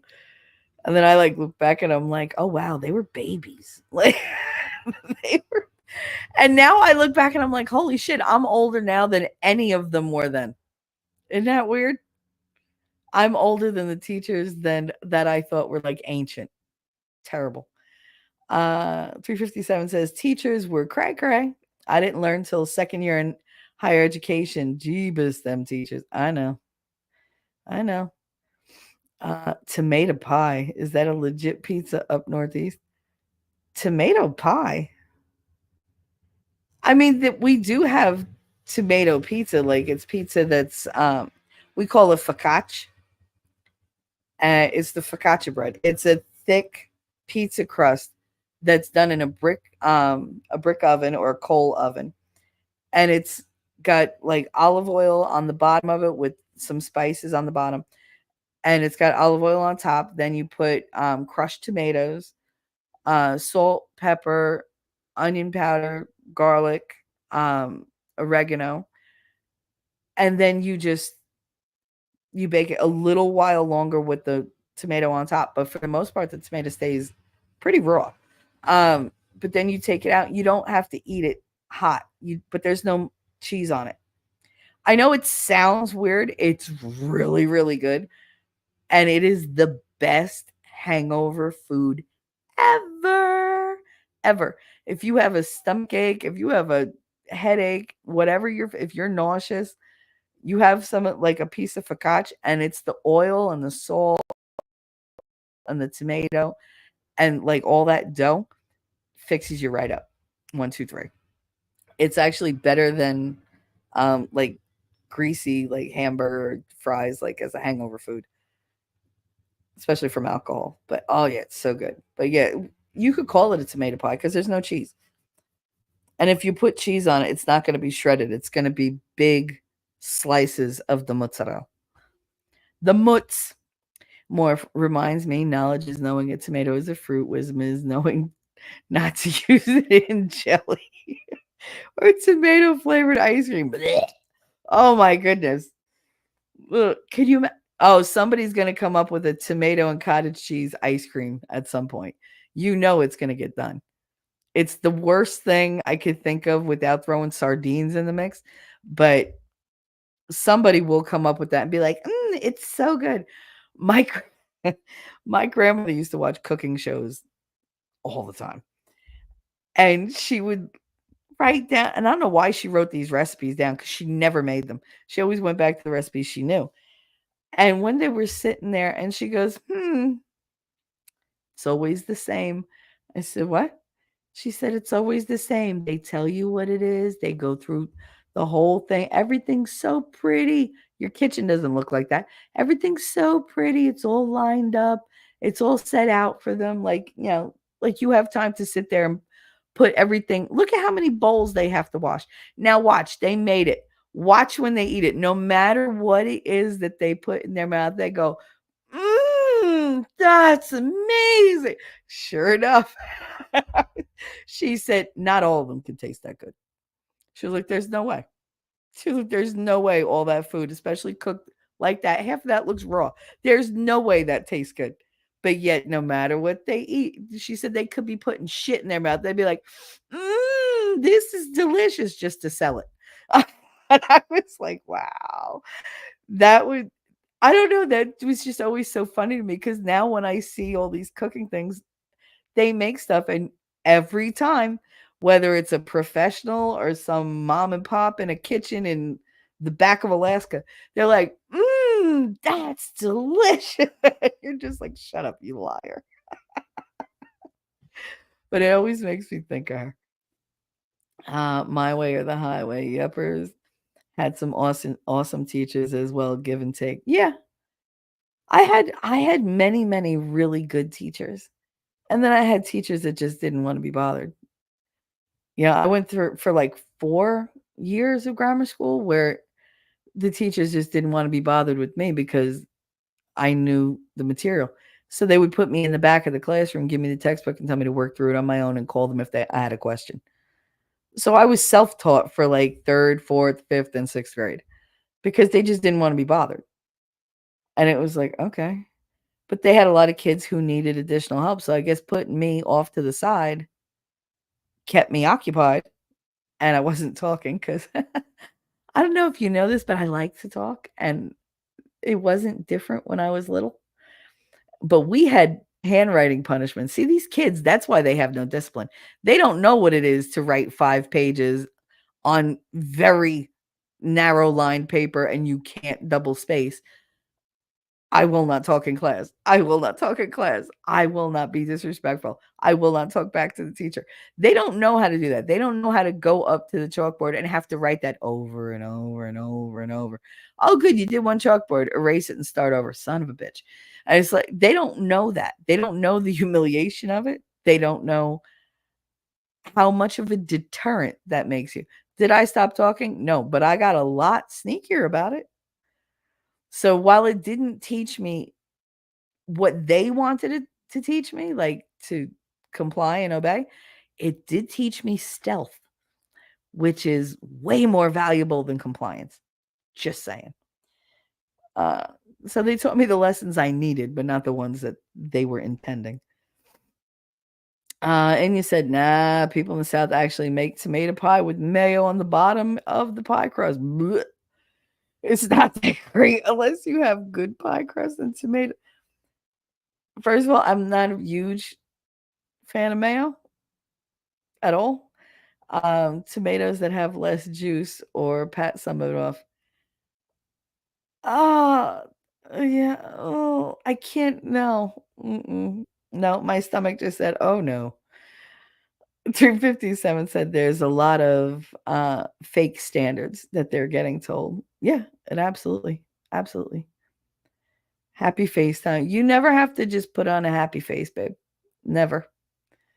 You just come here and be who you are, and we take it as it is. That's just what we do.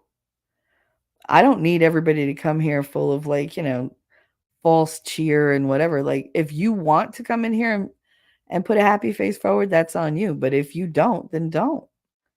It's okay. It's okay to be sad. Life is hard.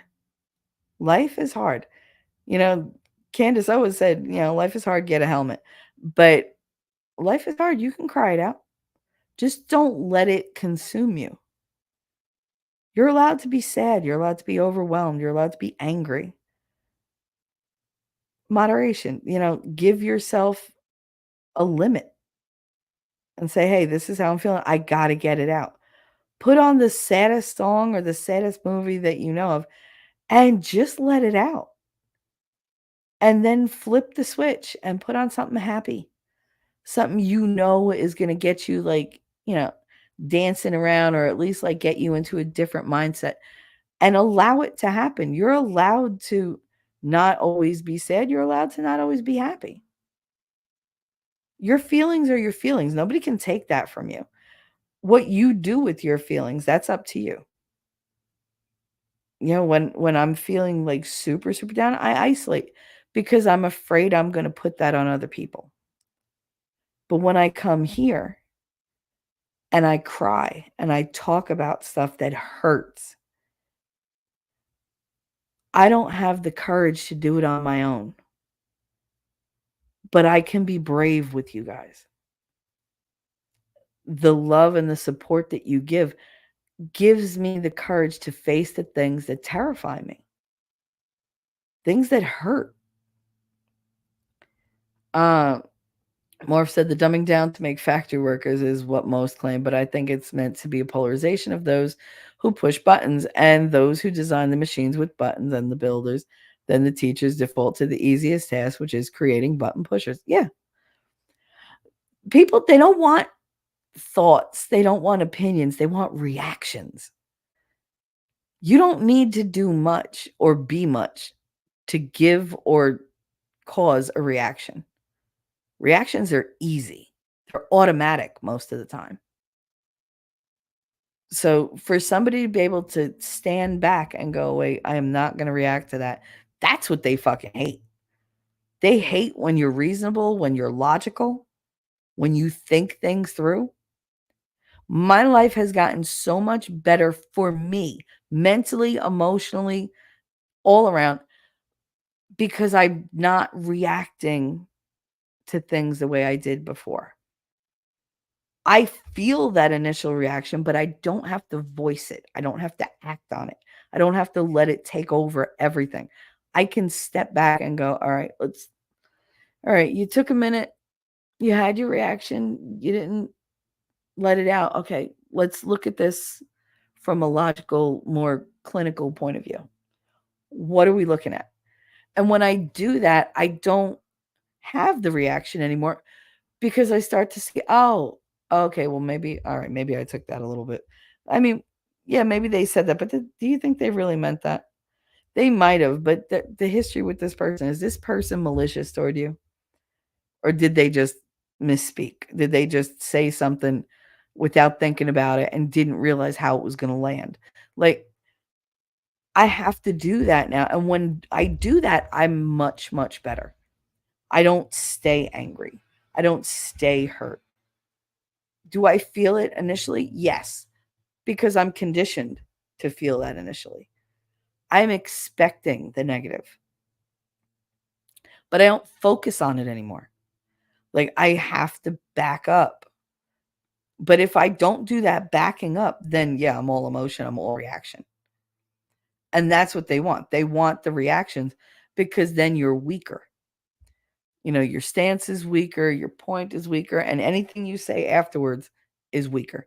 It doesn't have the strength of if you stood back and said, "Give me a minute, I got to think about this," and then came at them from a calmer, stable point of view.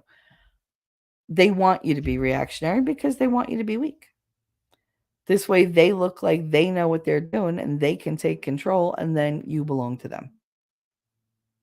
Everything you do, everything you say, everything you wear, everything you eat, everything you buy, it's them. They get to call those shots, and you don't even realize that you're their puppet, that you're their useful idiot going out spouting, oh, from the river to the sea and gays for Palestine. Stupid. Gays for Palestine. Oh, hello. Their entire religion thinks that you should be thrown off roofs. Like, hello. But yet you're for them. Okay, how much do you hate yourself? Do you hate yourself, or are you just stupid? Are you just a sheep that falls in line? The two things, like those things look remarkably similar. 357. I'm from the milk. I'm from the milkman. My parents still don't think it's funny. I think it's hilarious. Morph Trust, German and Italian. Does that mean really snazzy suits and uniforms? No, no, no, no. But if you think about it, German and Italian, that was Mussolini and the funny mustache man. But yeah, no, I am not a fascist. No. If anything, I don't give a fuckist because I'm like, I don't care. I don't care what you do. Just leave me and my loved ones alone. Like, you want to be fascist over there in Europe? Go ahead. You want to be communism in Europe? Go ahead. Don't bring that shit here. Like, stay the fuck out of my country. Do me the favor. Snazzy. I love that word. Morph said, someone made a joke out of my ancestry since there's German and Italian in my ancestry on top of the Cherokee. See, I don't have any Indian, but I have a lot of Greek. I have a little Asian, or if the DNA things are to be believed, I am part Mesopotamian, which of course that doesn't even exist anymore. But that's what they put it down. I was like, all right, trying to tell me that I'm like part Arab because I'm freaking, you can see my veins. Like, you can literally trace all the veins in my arms. I think it's funny. I don't get offended. Like, people love to tease me about being Italian or from Jersey and, oh, you're in the mafia, whatever. Like, and I give the token protest because I know what they're going for. So I want to give them the reaction they want, when it's funny. But yeah, no, growing up, I really hated being called a Dago or a WAP, because WAP means without papers, which is exactly what all these fucking people are. Like, all these illegal immigrants are WAPs. And for me, it was super insulting because my great-grandparents worked their asses off to get here. They did everything the right way. My great-grandfathers both served in the United States military. All my uncles served in the military. My grandfather was too he was too short and fat to be in the military. So they put him to work, building bombs because he was little and he could crawl inside the freaking shells and the artillery and put the sensors and stuff, the plates that they needed, um, in the head of the missiles and stuff, the torpedoes, which is mainly what he made. He made large shell torpedoes. And so that was his thing, but they all contributed. We've all given to God and country because we love it here. We did it the right way. They took their citizenship tests. I volunteered in hospitals, to do a little bit of my civic duty when I was a teenager. Nobody told me to. I did it on my own. But we've always given back. I did the, right to soldiers thing. I've sent gift packages to people, overseas when we were at war and everything, knowing that they need flip-flops and toothbrushes and stuff. Like, I've done what I could. My family always did what they could because we love our country. I'm not looking to go to a different country to live the way I live here over there. If you're from your country, stay in your country. If you're going to come here, do it the legal way and assimilate, because this is our country. You can bring your culture with you and keep it alive in your family, your community. I'm sure you'll find communities that are like yours. That's what we did. But when push comes to shove, I'm not Italian. I'm not any other thing that they say. I ain't going to war for Italy. I'll go to war for this country. I'm American. My heart is American. My traditions and my heritage is Italian. But if they have a war over there, good for you. Wish you the best. Buona fortuna. But I ain't going over there to fight. Screw that. This is my country. Would I die for my country? Yeah, I would. Yeah, I would. Do I want to? No, absolutely not. But would I? I absolutely would.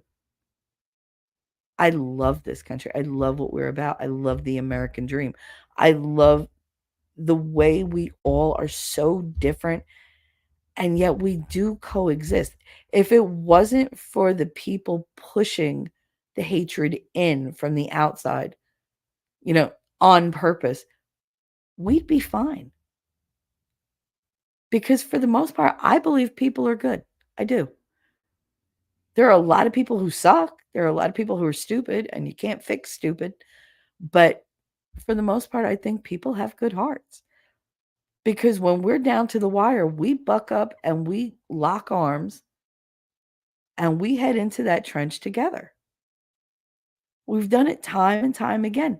Nothing brings us together like a crisis. It's just the crisis that they're using are targeted to push us apart rather than bring us together. And I feel like, going back to God's plan, one of the things about these hurricanes, whether they were fucked with or not, it's neither here nor there. It's not part of this conversation.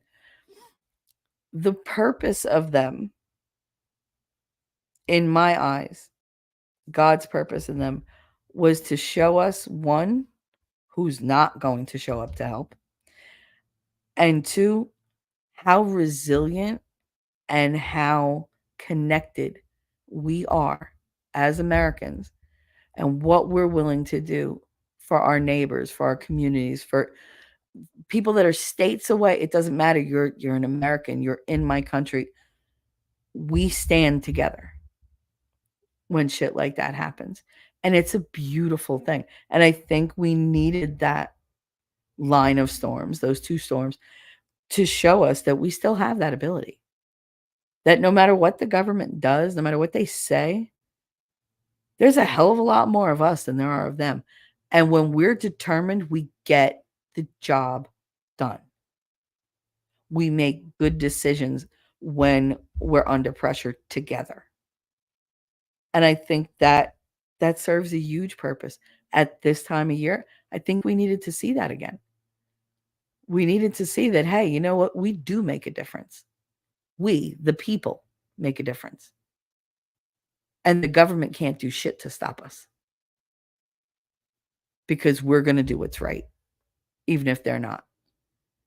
I think that was a huge lesson that everybody learned. I think it went a long, long way in showing people the direction we need to go in and what we need to go back to.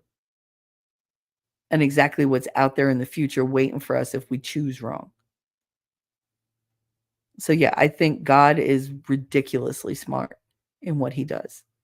We may not see why things happen until they're done. But eventually he goes, see, just trust me. You just got to trust me. I got this. I'm never going to give you more than you can handle. And if you give in to the temptation of the devil and believe that you can't do it and you throw in the towel, I'll be here waiting. I'll be here waiting for you to wake up and say, I did it wrong and I'm sorry and I want to come home and please love me. I love you. Please love me. And I think God's like, okay, it's all he's waiting for. It's all he's waiting for. He's like, all right, I'm just going to keep piling on the pressure. Eventually, you're going to wake up. It's almost like he wants the universe to hit its rock bottom so we turn around and we amend our ways. 357 said, I've felt many times I should be the teacher and not the student. But with that said, we don't know what we don't know. Oh, yeah. The thing is, it's so funny because so many of the students think they know more than the teachers, and sometimes they're right. I've met teachers who can't spell. That they ask me, how do you spell? Really? You don't know how to spell there? Like, really? Are you kidding? Like, you can't. What's this? What's 7 and 6? You can't get to 13 on your own? Like, why? Because you only have 10 fingers? Take off your shoe, bitch. Like, I mean, it's terrible. I feel like we should play Titanic, and I'm Jack. Oh, no, because see, I would make sure there was room on the door. Actually, I'm asshole enough that I would probably pull him on the door and go into the water myself. But that's because, I'm ridiculous. You have the Einstein brain, silly goose. Just smile, my nerd. Well, we all have Einstein brains. Einstein was not exactly normal. He was crazy smart, but he was also crazy. Like he had some wacky fucking ideas. Look into the life of Einstein and see like the weird shit that he did. I swear, like none of these, they're super smart, but their morals are kind of questionable. Funny thing, Murph said, funny thing is the universe maybe is so massive is to ensure that it's too big to fail. Yeah, maybe. Maybe. On self-sabotage, kind of funny that the software instructions for the mind manipulation of the computer, mind over statistical matter, is teaching people to unlearn what they assume failure at. Oh, all right. I didn't know that. Wolfram said, I saw 357. Amen. All right. So whatever I said, you said amen. Good. I'm glad you agree. Glad we're on the same page, even though I'm way behind. Wolfram said, I saw a video yesterday of the black reaction to Obama's admonishment of the black community. In the comments below, someone posted Black Lives MAGA. I love it. I do. That's the new BLM, Black Lives MAGA. I saw that. I was like, yes, that's a BLM I could get behind. Heidi. Hiya, honey. Here for a bit. Welcome, welcome, Heidi ho. We're just talking about God's plans and how everything, I think everything happens for a reason and we just don't see it until we can look back at it. You can't see the picture. Like, that's like standing on a beach and thinking you can see the entire ocean. No, you're seeing this one little swath of ocean. You could look all the way to the left, all the way to the right, all the way ahead. You're still only going to see a teeny, teeny, tiny, like 0.001% of the ocean that's literally in front of you and has the power to just annihilate you. See, that's one thing. Growing up down the shore, I knew you never mess with Mother Nature. Oh no, you have respect for that ocean. I used to see people go out and be like, I could do that. Where's the lifeguard? Because he'll be running out there in about 10 minutes when the rip current gets him. Like, have respect for that ocean. I mean, it's the height of confidence and hubris to go deep sea fishing. I used to, now when I think about it now, I'm like, oh my God, anything could have happened. My uncle used to take us out on his boat, fairly big boat, but it wasn't like a yacht. Not yet. He got that later because whatever. I don't know why he needed it. He lives alone and has no friends. What the fuck you need a yacht for? He could have had a rowboat and had room to spare. But it's a status thing. He's got to waste his money on something. So he went and he used to have like these bigger, fishing boats or whatever. And they had the cabins downstairs. So it was a fairly safe big boat. Bigger than the ones in Jaws. So I mean, I felt fairly confident. But he would take us out, like out in the ocean. We'd be going for like 2-3 hours just to get to where he wanted to go fishing. And I was fine. I'd stay out there all day. Waves. We had 10-foot swells. They didn't care. I didn't get motion sickness. So they were like, baby's fine. We're fine. Just strap her in, make sure she doesn't go overboard. And that was it. But we went out there. And I'm thinking now when I'm older, I'm like, nobody knew we were out there. What if we had no radio? What if the radio went out? What if we sprung a leak? What if we got like attacked? What if there was a storm? Like we're all the fucking way out. Ain't nobody swimming back from that. Like that is like you look when you're out that far. And I remember as a kid being like, oh my God, this ocean is huge. That scared me how vast it was. That you could look in a 360-degree turn and see no land anywhere. There were no planes. There were no other boats. There were nothing. It's just you and whatever's below the surface. And those waves can come up out of nowhere. So you took your life in your hands, but it gave me such a respect for the ocean that I applied that to other parts of my life because it showed me just how tiny and powerless I am compared to the big stuff. And that it was okay, but sometimes you just got to take the risk or you're never going to get anywhere. I would have never had the experiences if I let my fear make my decisions for me. The older you get, the more your fear does tend to play into your decision making. As a kid, you're like, fuck it, I'm invulnerable. Roll the dice. Let's go. Like I want that back. I want a little bit of that reckless, invulnerable feeling back. I was going to say invulnerability, but I want that back.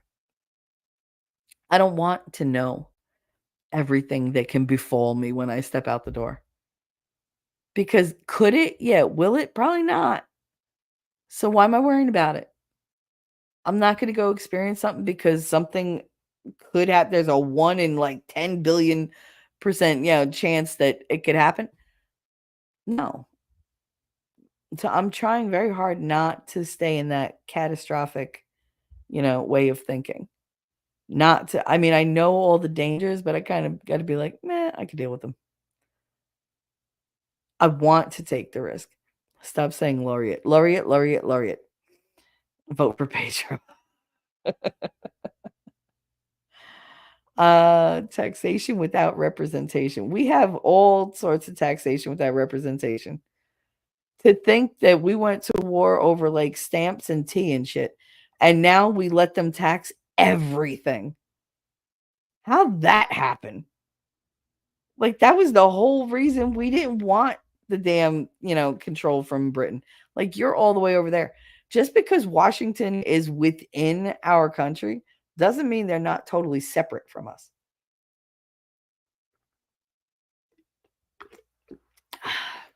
Sorry, I had to take a drink. They got the damn heat on. because it's like 40 degrees outside. Last night was cold. Woo! I am going to love mountain winters, I can tell you that. I love the cold. I do. Cuz there's nothing better than putting on a big pair of fuzzy socks, some thick sweatpants and a big hoodie and just snuggling down in your bed, put the blanket on you, put on a movie, turn out the lights, and that's it. That's heaven. Heaven. And if you're not alone, even better. Inumers 357. Would you rather say L'Oreal because he's worth it? Maybe it's Maybelline. You never know. He's definitely a cover girl. Yeah. I wouldn't be surprised if him and RuPaul become the best of friends. A French tyrant dynamite. That's dynamite. See, if we were on Winning's thing, then he would play his good times clips. I don't have those. That's okay. L'Oreal probably good for Mike Callis sandpaper hands. You don't like your sandpaper hands? Get some mineral oil or get some petroleum jelly, slather them, and put on some white cotton gloves overnight. Do that for 2 to 3 nights, and you'll see a huge difference. Also, invest in a pumice stone or some pumice soap. That helps. It really does. Anyways, get you some pretty hands and feet. That'll just slough right off. Or you could do that. There you go. Or don't, because who wants a guy with super soft hands? Yeah, that's icky. Like calluses on men they're just sexy. I'm sorry. Like if a dude touches me and his hands are softer than my skin, we have a problem, Houston. We have a problem. Yeah, no. Like I don't need him to be super rugged, but I need him to be able to like open jars and shit. Like that's super manly. Because oh my god, yo, I can't open jars for anything now. Because like I told you, I get the hand tremors, so I have a lot of reduced strength in my hands. Granted, my hands are so strong. If I want to grip you, like I'm gonna grab you and beat the shit out of you. But when it comes to jars, no, my hand cramps up. So my dude has to be able to open jars. That's the epitome of manliness right now for me. Like, oh my god, open jars and lift things. Oh, that's great. Like, can you carry that? Oh my god, you're so manly. Like, that would be great. Just don't make me pick shit up. I'll clean, I'll cook, I'll do the laundry, whatever you want.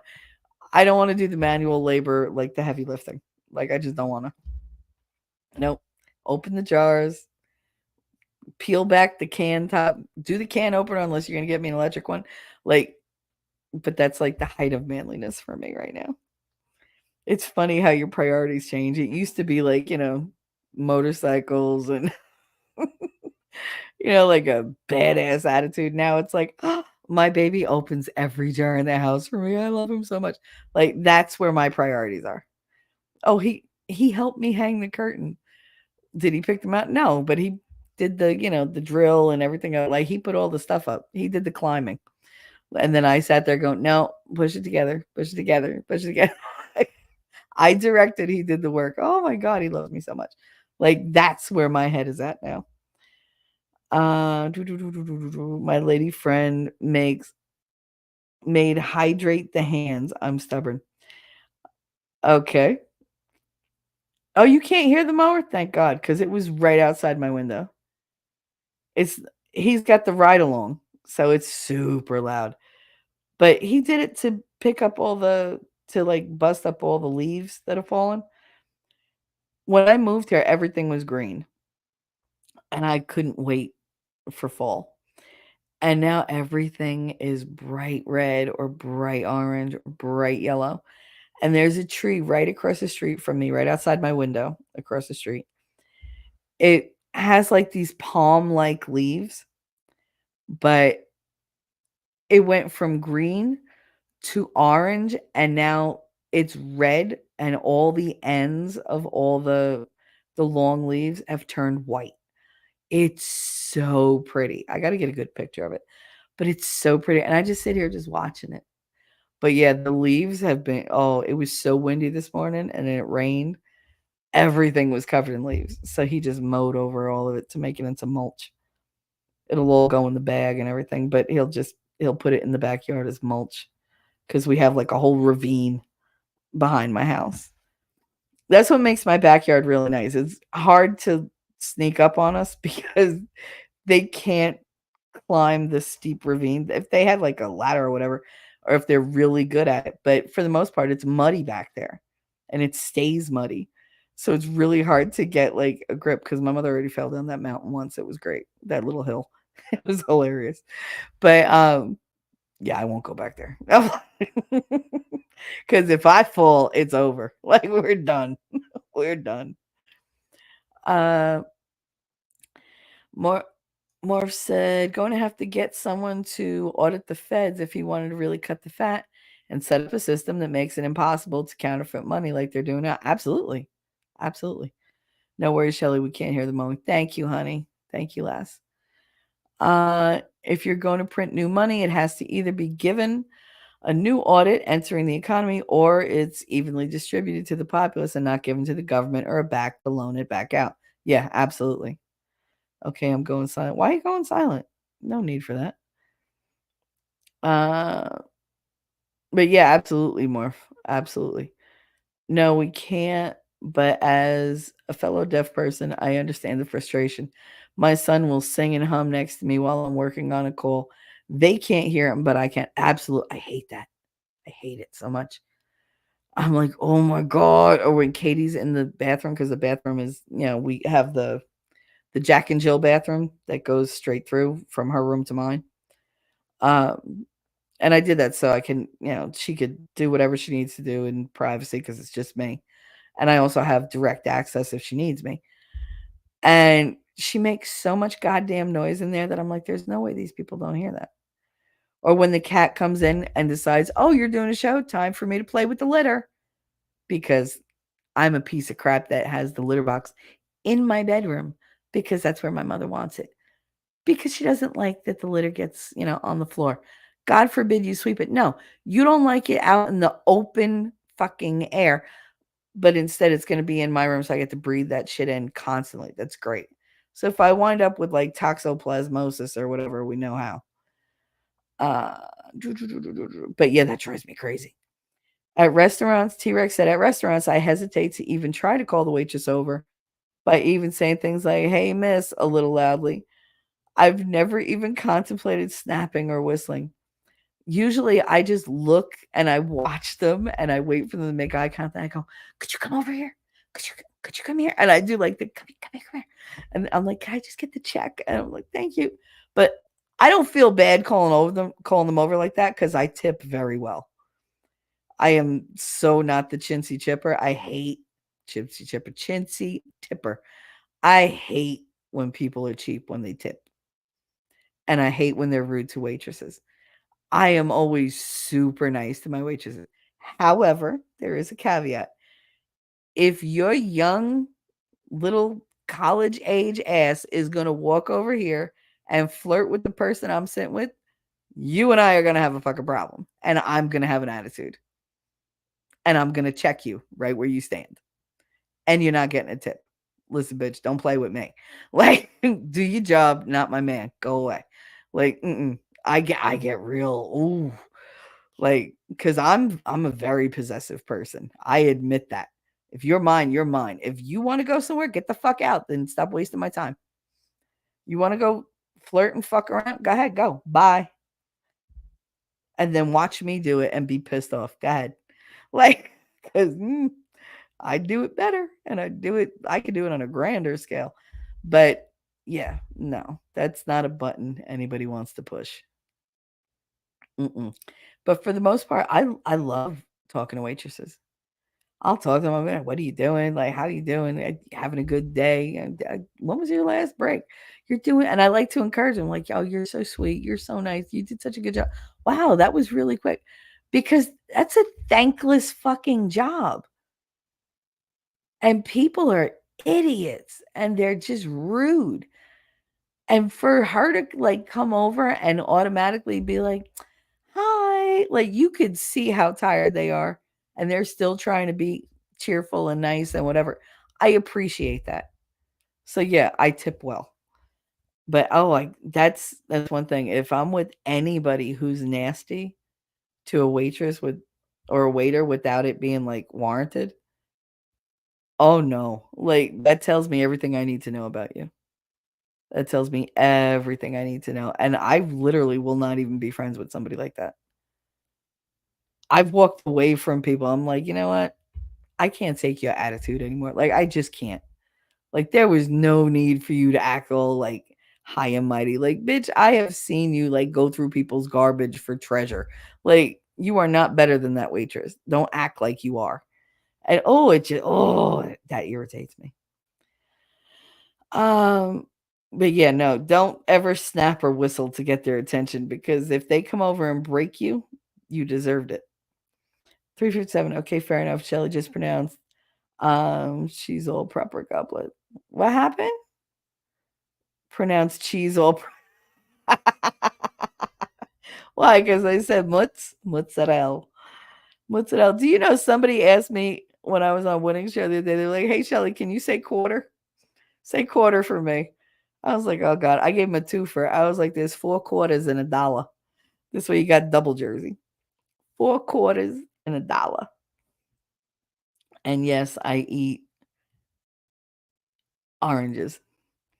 Oranges. Not oranges, oranges. I eat an orange and I eat eggs and I drink beer. Beer, not beer. I drink beer and coffee. Whatever. Italians are wonderful.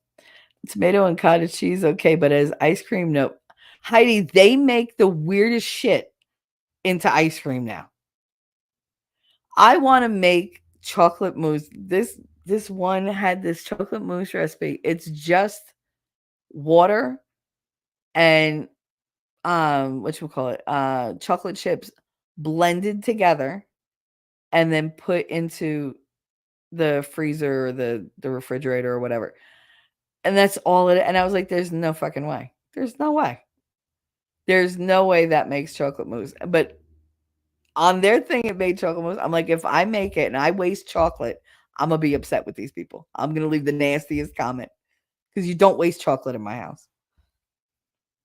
They don't know, but tomorrow I plan on getting up earlier and making anisette toast for them, and I make it's called biscuit or biscotti, but we call it biscuit, and it's an almond cookie.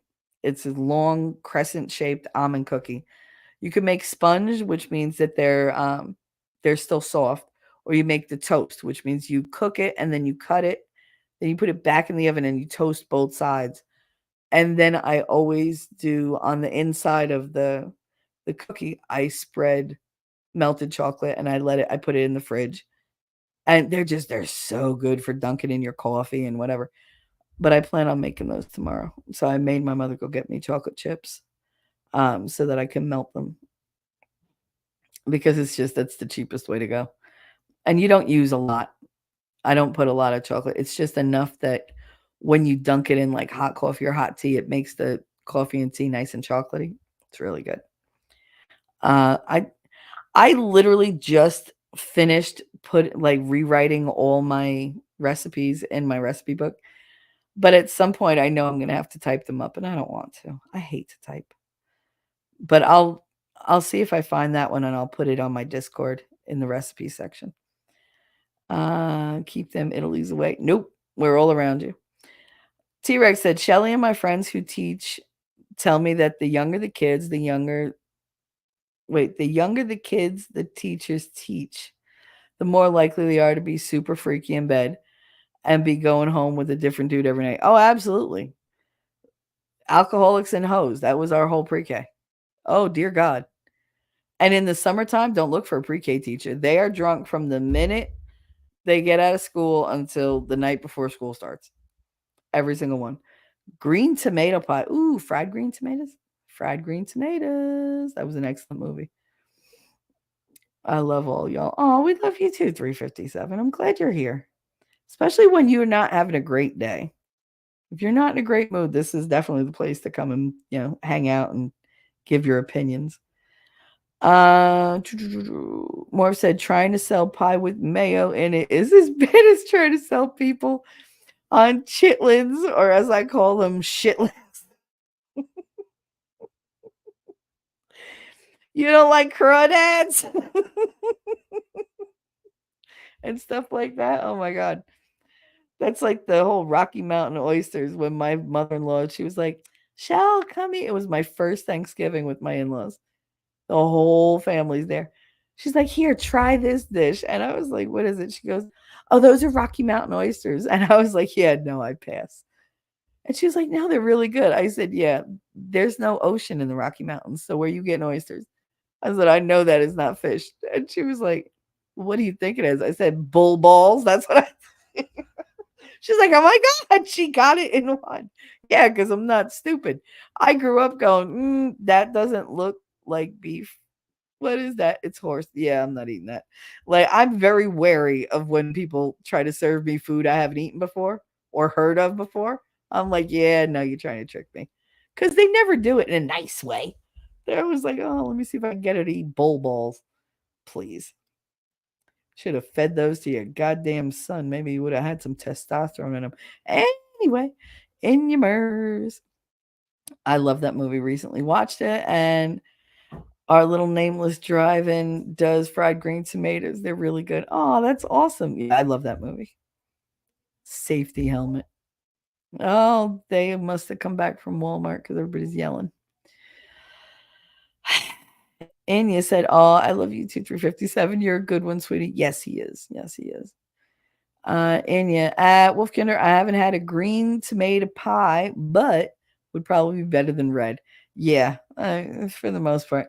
I mean, if you're gonna have pie, just go for something safe like apple or coconut custard or blueberry. I love strawberry rhubarb pie.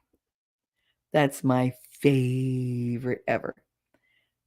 But I rarely get it because nobody that I know knows how to make like the rhubarb the right way. And it's just too much work for me. It's just a lot. Especially since I'm the only one that eats it. And I don't need to be eating a whole pie by myself. Um my well, my mother did ask me to make one thing. She was like, "When are you making pumpkin pie and when are you making pecan pie?" I was like, "Which one do you want?" She was like, "I really want the pecan pie." I was like, "All right, I'll make a list." Because she wants that and she wants my almond cheesecake. And I'm like, it's a little warm for cheesecake. We still have the fluctuation. Let's get to the middle of winter when you're really gonna appreciate it. But yeah, I make an amazing almond cheesecake with the vanilla cookie cracker crust. I make the crust thick and I put extra butter in it so that it's really crispy so you get that crunch. I hate soggy crust. So it stays really it stays crunchy. And then I shred almonds or I buy them shredded and I stick them to the outside of the cheesecake so it's all lined in almonds. Oh, it's so good. So good. My high school biology teacher made a green tomato pie for us to try. It tasted like apple pie. Bizarre, but a way to not waste tomatoes at the end of the season. Wolfkinder, that's awesome. But how the hell did it taste like apple pie unless they put cinnamon in it? I mean, I guess you could. The thing is, for a tomato pie, all I keep thinking of is seeds. How do you eat a pie with that many seeds? Like, isn't it mushy? And like, I can't picture it. I'm gonna have to do a search on that. Wolf dag nabbit. Morph said the reaction desire is obvious when you realize how rich the jerk kid has gotten from streaming his awful behavior, the one who wrecked the McLaren car from hydroplaning, then refused to stop streaming. Yeah, they're idiots. They're idiots because we reward bad behavior. Kathy Bates is in a show called Matlock. Oh, they redid Matlock. Yeah, I saw that. I watched the pilot and it's good. There's a twist at the end. I recommend it. Awesome, Wolfkinder. I'll have to check it out. I used to love Matlock before. With what the fuck was his name? Andy. God. Why can I not think of it? Andy Williams? Was that his name? No. I can't remember. It's Andy Griffith. And is it Andy Griffith? I forget. I think that's who it was. But I don't know. Whoever was with Opie. But I think it was Andy Griffith. I'm having a brain fart right now. But yeah, no, I used to love that. I used to watch it with my grandmother. She never missed it. But yeah, I'd like to see the new one. I'm gonna check that out. Thanks. And I love Kathy Bates. I love her in American Horror Stories. Lies, it's lies. She's so funny. She plays evil really well. It's you can't even dislike her. It's sad. Because you're like, oh my god, she's batshit crazy. I love her. Like maybe it's just me, but I don't think it's just me since she's still so popular. She has lymphedema. In case nobody knew, she was afraid. She's got it in her arm, and it causes her a lot of problems. But she has also been a major component in bringing lymphedema to light as the untreated illness that people are just like, oh, just slap a compression bandage on it, you'll be fine. Like she really pushes for further research and for treatments and everything else. Because she's like, I had aunts, who had cancer treatments and they wound up with lymphedema afterwards because that's usually how you get lymphedema. It's usually your body goes through the whole process of fighting a cancer off. You get the chemo, you get the radiation therapy, and then your lymph nodes stop functioning, so you get lymphedema. But it's usually localized to one area or another. I happen to have, full body lymphedema concentrated in my lower extremities. But it's everywhere. And usually you get that after you've gone through cancer treatment. I just got it after having Lyme disease. So it's weird, but she has that. And I've watched a lot of the presentations that she's put together with different doctors and specialists and everything else. She's really trying to make a huge dent in how overlooked that disease is because it's crippling and nobody's dealing with it. So she's trying to bring it to light. I admire her for that. And I appreciate it, especially since I suffer from it as well. Guessing the apple and tomato. Thomas, hi, honey. Guessing the apple and tomato is weak enough flavor that the spices overpower it, considering it's cinnamon, nutmeg, and allspice, all able to harm you in concentration. Yes, nutmeg. Did you know that if a pregnant woman eats too much nutmeg, it can cause her to miscarry? Got to be very careful with spices. Any spices that you use in baking, for the most part, you need to be wary of and look into like if you can overdo it. Because you can. For some reason, they're a lot more toxic in larger doses than say pepper or whatever, or turmeric. Like you can have curry, all day long. It's not really going to do anything except make you smell really bad. But the other ones can cause miscarriages, they can cause hemorrhages, they can thin your blood so much that, if you have a clot somewhere, your clot is now fast tracked to wherever the hell you didn't want it to go. So yeah, you got to be careful. Anyways, I mean to check that out. I like the old Matlock when I was a kid. Yep, same. I love Kathy Bates, but I don't watch horror anymore. She's done a lot of horror stuff. Yeah, but she's so funny in it. That's the thing. She brings this weird kind of like kooky humor to the horror. Even like in Misery, when she was like, get in the cock-a-doodle car. It was hilarious. She was terrifying, but hilarious at the same time. It's like, oh my God, I don't know if I should laugh because if I do, this bitch is going to hit me with a hammer. Like, what is wrong with you? See, that kind of person, that's my people right there. Crazy and funny. Like, you got to be both. Probably because it's like me. I mean, let's face it. Like Kathy Bates, if Kathy Bates and Roseanne's personalities had a baby, it would be me. It would. I mean, that's just how it is. In your words, It's a comedy with her, and she owns a weed dispensary. Oh my god, Disjointed is fantastic. They only did 2 seasons, I'm so pissed. She's hilarious. She's stoned all the time. Stoned all the time. She's got a black kid, and he's super, like, soy beta, and she's just like, "Ah, fuck it." She's like, "What? You were talking to me?" And, like, she gets into a fight with him. She's sitting on the couch. She's stoned. Like, it all hits her at once. And she's like, don't you leave. Come back. Damn it. I can't get up. And she was so stoned she couldn't get up. She was like, eh. So that was basically like her whole thing, like, it'll blow over. He'll come back. Like, I'm too stoned to move. She's hilarious. Hilarious. And they make fun of, like, they have so many woke things on it that they honestly make fun of. Like, they put the woke thing on. Everybody's like, oh, look, they have a lesbian there. Yes, but do you hear what they're saying to and about the lesbian? Like, do you see how they're portraying her? Like, it's all just, it's so ironic and so satirical. And it's just, they don't get it. They don't get that they're being made fun of. And I love that about that show. Makes sense, though, if you think about it. Noah's Time. Oh my God, sounds, I don't know what that was in reference to.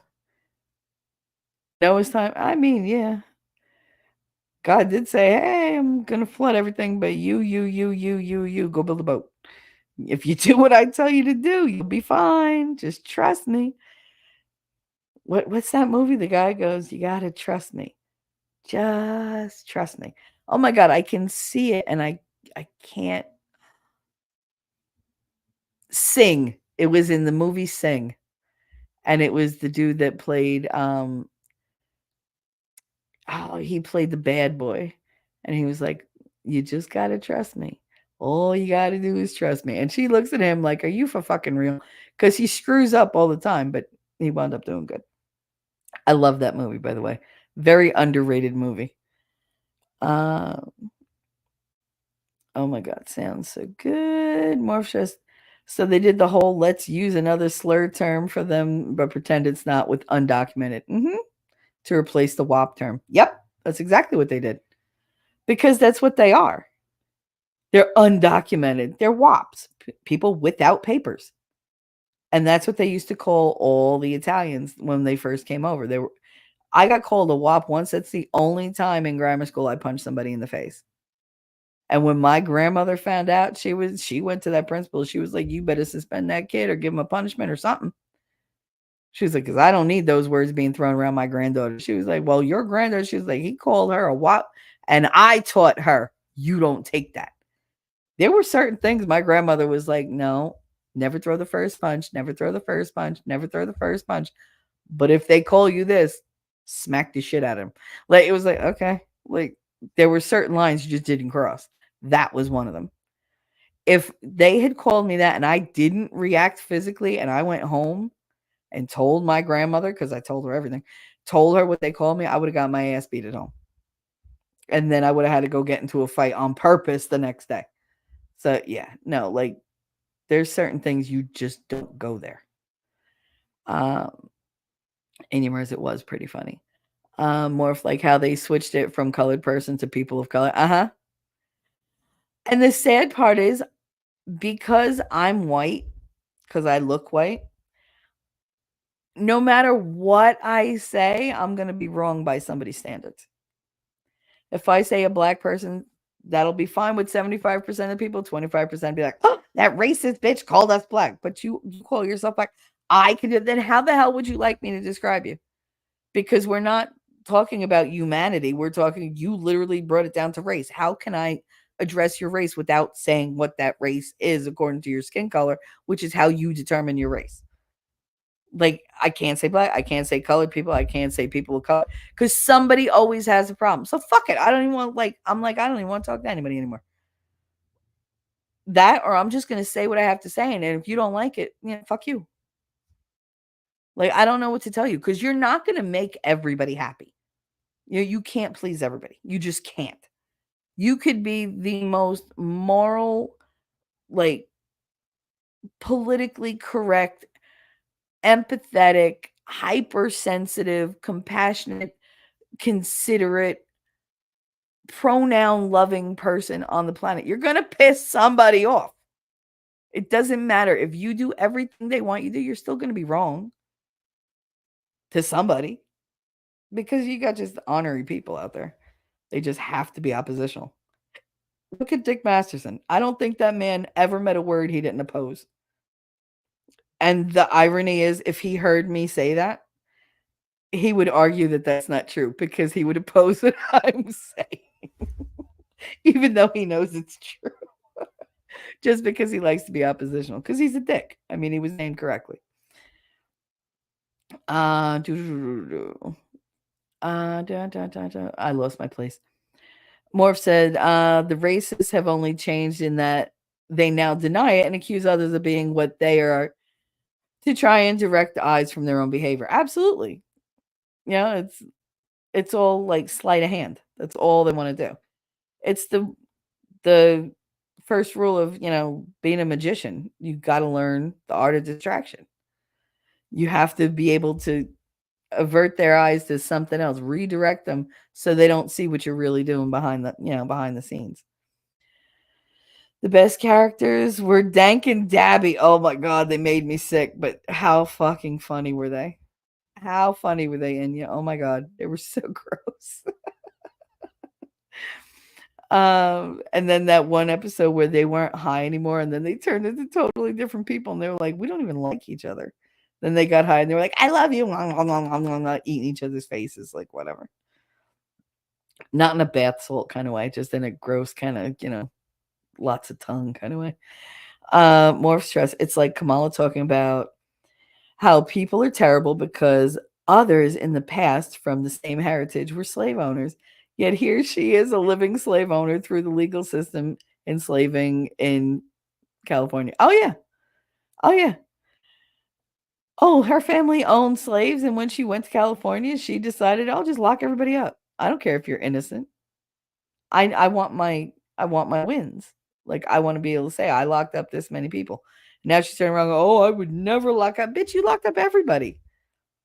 You were getting on single mothers for their kids not getting to school on time. Kids that had the one kid had sickle cell. She was getting treatments. The mother worked 2 jobs and she was starting, and you put her in jail. The fuck is that? Like, how often have you gotten a kid off to school? None, because you don't have any. He has kids. You don't have kids. You don't know what it is to be a parent. That's why she's as self-centered as she is, because she's only ever lived her party lifestyle. She never had to be responsible for another human being. So you chose not to be responsible for a tiny life that belonged to you. And yet you think I'm going to vote for you to take care of my nation? No. If you couldn't be responsible for your own little ones that you chose not to have, why should I trust you to be responsible for the people in this country? For the people I care about, people I know, people I love, people like me. How about just for me? Why would I trust you with that? I wouldn't. Because you don't know the meaning of sacrifice and putting others before yourself. Because you've never had to do it. She always put herself first. She continues to put herself first. If she gets elected, she is going to continue to put herself first. And that's not what they're there for. We didn't give you the power so you could take care of yourself. We gave you the power to take care of us, to protect our country. Drew Barrymore calling her Mamala, I wanted to punch Drew right in the face. How dare you pander to this bitch who never had kids and call her mama? Fuck out of here. She wasn't mama to his kids. His kids were grown. I have nothing against people who don't have kids.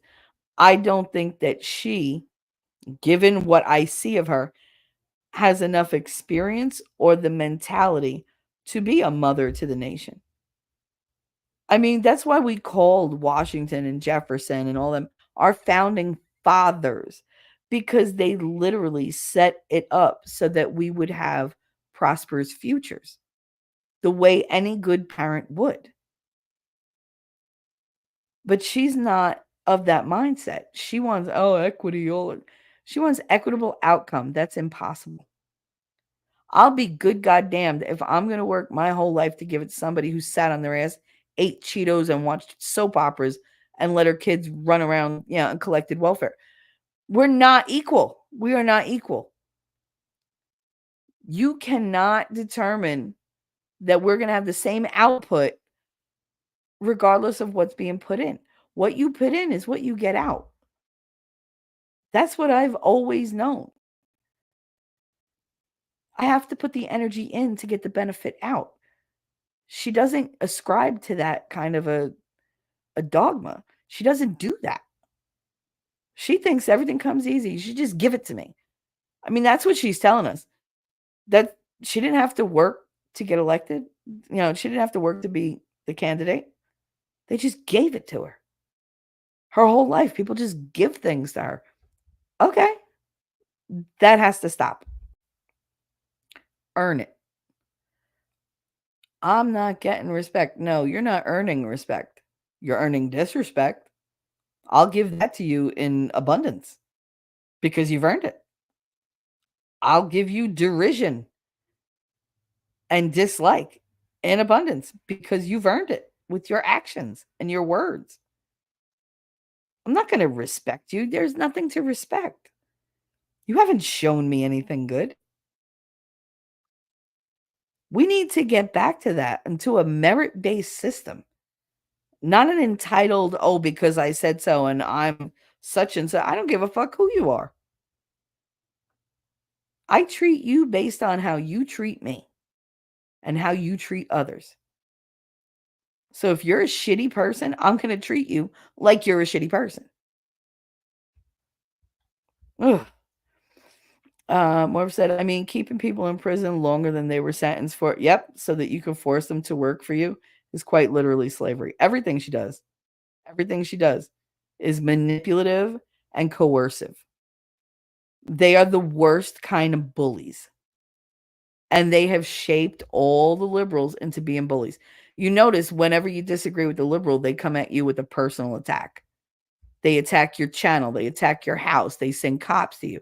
They do everything to make you feel like, oh my God, what is going on?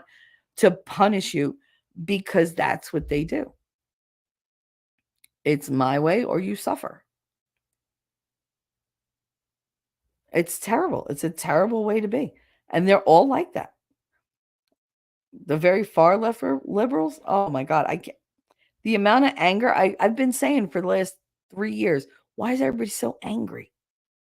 So angry. I've lived through riots. And I'm not talking about these BLM bullshits. I'm talking about like when the Puerto Rican people moved to Hoboken and they were like rocking cars and breaking storefronts and everything else. Like Hoboken was only a mile square.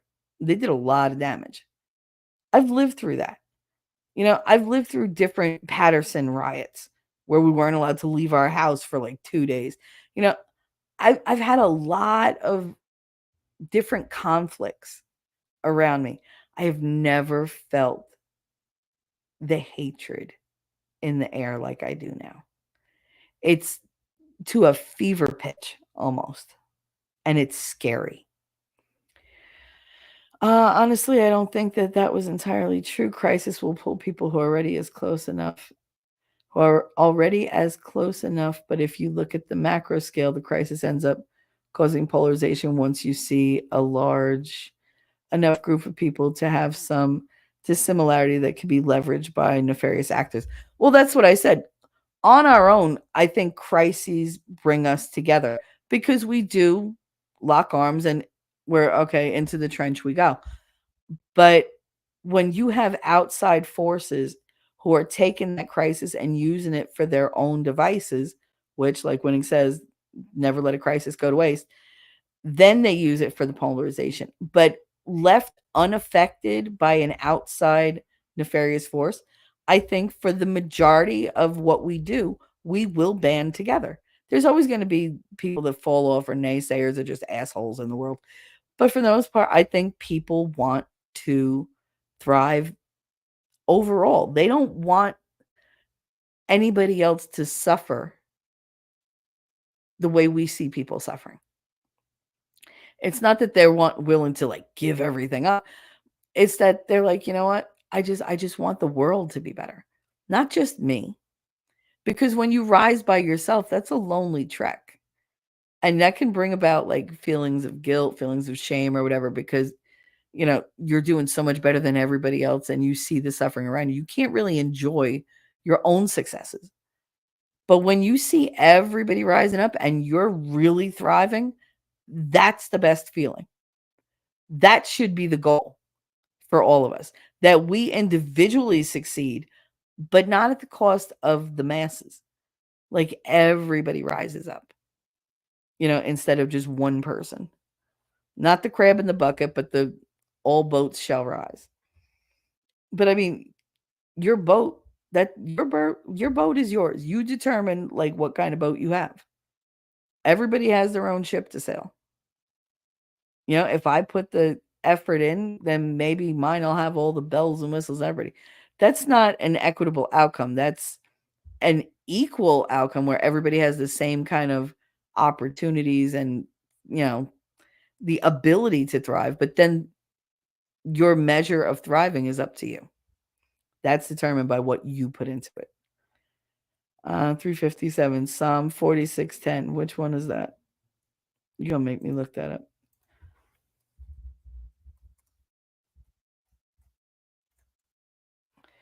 All right, that would be still and know that I am God.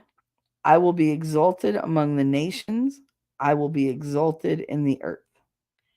Some say this verse means that you can wait on God even in the midst of chaos. When you are waiting, you can try getting still before the Lord, journaling a prayer to God about how you feel, asking God to help you trust that He is working on your behalf.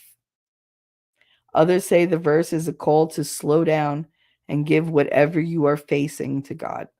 That's awesome. Thank you, 357. That was very, very apt. Very appropriate. I like that one.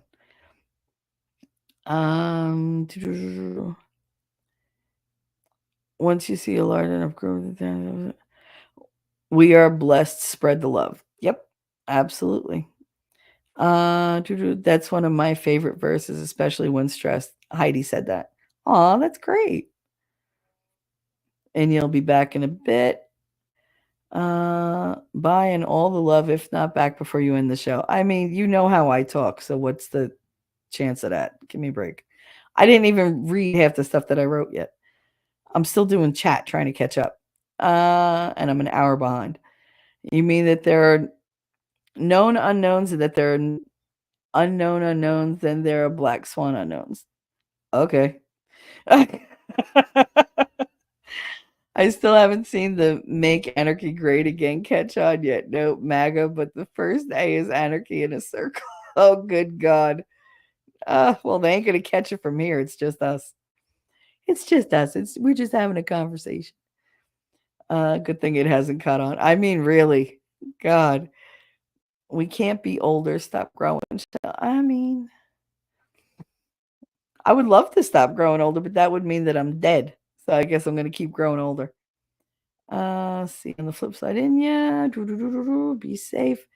In water, I can't see the bottom. Is the only irritated fear I really have. Well, yeah. Yeah, I mean, but just the power of water. Water can do so much destruction and so quickly. People do not realize that. It's like, oh my goodness. The younger you are, the more vulnerable you feel. You just, all right, they just race off and you're like, all right, you're going to die. But let me go make sure I have a raft or something to throw your stupid ass. I'm still here with saying seed and you leaving for now. Yeah. Most uncomfortable thing in a horror movie that is just outright disgusting. Obviously, I will take that over the disgusting nonsense of Inhuman Centipede. Just know what it is bad. Felt more than I ever wanted to experience. Yeah. 1776. You complacency is how the taxation without representation came back. Yeah, it absolutely is. We just got so used to, we were born into being taxed on everything. Like the people who knew that this is not how it was before and like they opposed it, they were all old and nobody was listening to them or they died.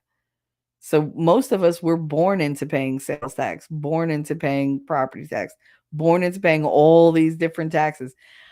I used to get my paycheck and go, who the hell are all these people I'm giving money to?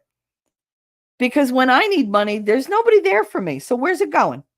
Where's it going? Mount Winter been non-existent. I'm 1,700 feet above sea level. It's different up here. The cold is different. And this is the type of cold I feel in my bones. Like my hip today is on fire. And I don't know why, but it was 75 fucking degrees yesterday. And now it's 40. And it went down to like 33 last night. So it was like, yeah, great. Morph Trust. Immortality is achieved, and the dystopia of it is that everything is just absolutely more boring than anyone could ever imagine and unable to die to get away from it. Exactly. I would not want to be immortal. I really wouldn't. Because I can't imagine there not being an end. Like, the song that never ends. This is the life that never ends. Oh, it goes on and on, my friend. Yeah, it's just no, I can't. And it's not even like you're having all these new experiences. You have to continue to do the daily grind every damn day, every damn day, every damn day. Even if I had all the money in the world and all I could do is travel, I think eventually I'd be like, can I just sit? I just want to sit by a pool and put my feet in the pool and just not move for like a year. Just leave me alone. Like I've been everywhere. I am tired of always being on the go. Like eventually you get tired. Too much of anything is too much. It's too taxing on you. It's too wearing on you. And it can get old and boring. Morph Trust, we have never had taxation with representation. That's true. That's true. If you're not spending something directly on what you want, then you're not really represented. Only being agreeable is the best way you could achieve. Yeah. If they want to get close to representation, we will have to donate base tax. We will have to have donation-based taxation where you have to be convinced to part with the money at the time of doing so. If not, you just keep your money. I mean, I would like to keep more of my money. I really would. They're taxing me on things I didn't even know were taxable. Heidi said, "Good Times was on my TV today." Ah, there you go. Dynamite. I get several TV channels that play retro TV show reruns. Digital antenna. I wouldn't pay for cable. Heidi, the old TV shows are the best TV shows. Let's face it. They just are. People said what they thought, and it was a reflection of the world. Now TV is a reflection of the world, and that's just scary. Because the world was so much better the way it was. Did we have problems? Yes. Were we working through them? Yes. Now it's just ridiculous. It's clown world. I'm trying to multitask, but I hear the audio. Stop. Okay. Also for dry skin, try witch hazel as an astringent and solid organic coconut oil for moisturizing your body. Ah. What about like MCT oil? That would work too, right? Isn't that coconut oil or some type of coconut oil? I've been trying to cook with more coconut oil lately. I bought the jars of it, the solid one, for like cookies and like baking and whatever. I told my mother don't touch my fucking coconut oil because that shit is not cheap. My song listening, leave this long-haired country boy alone. Sprinkle of kitty litters. The only litter of kitties that I want is like a litter of kitties, not the kitty litter, but the litter of kitties. I want more kitties. Dang autocorrect won't, not, wouldn't, or I should say I refuse to pay for cable. There you go. Just lost half my coffee. Oh shit. Sorry. There have to be parasites in it to get toxoplasmosis. As for the smell, just get the dish soap and mix it into the litter with the spray bottle, as it will absorb and trap the chemicals after isolating. I did not know that. I'm going to try that. Heidi, I can do anything you can do. What? No, what is that? I can do anything you can do better. Yes, I can. No, you can't. Yes, I can. No, you can't. Yeah, I remember the best rendition of that song. Thanks, Shelly. Now it's stuck in my head. You're welcome. Was from the Tony Awards, and it was Hugh Jackman and Doogie Howser. What the hell was his name? Oh my god. I know his name. I can't think of it. But you know who I'm talking about. They were doing it. Anything you could do, I can do better. Like they were going back and forth, it was so funny. I love the Tonys. I'm a Broadway girl. Like I know they're all liberal and shit. I don't give a fuck. It's music. I love it. I love the Tonys. I love the performances. Because then I get to see all the like best songs and the best performances, and I don't have to pay Broadway prices.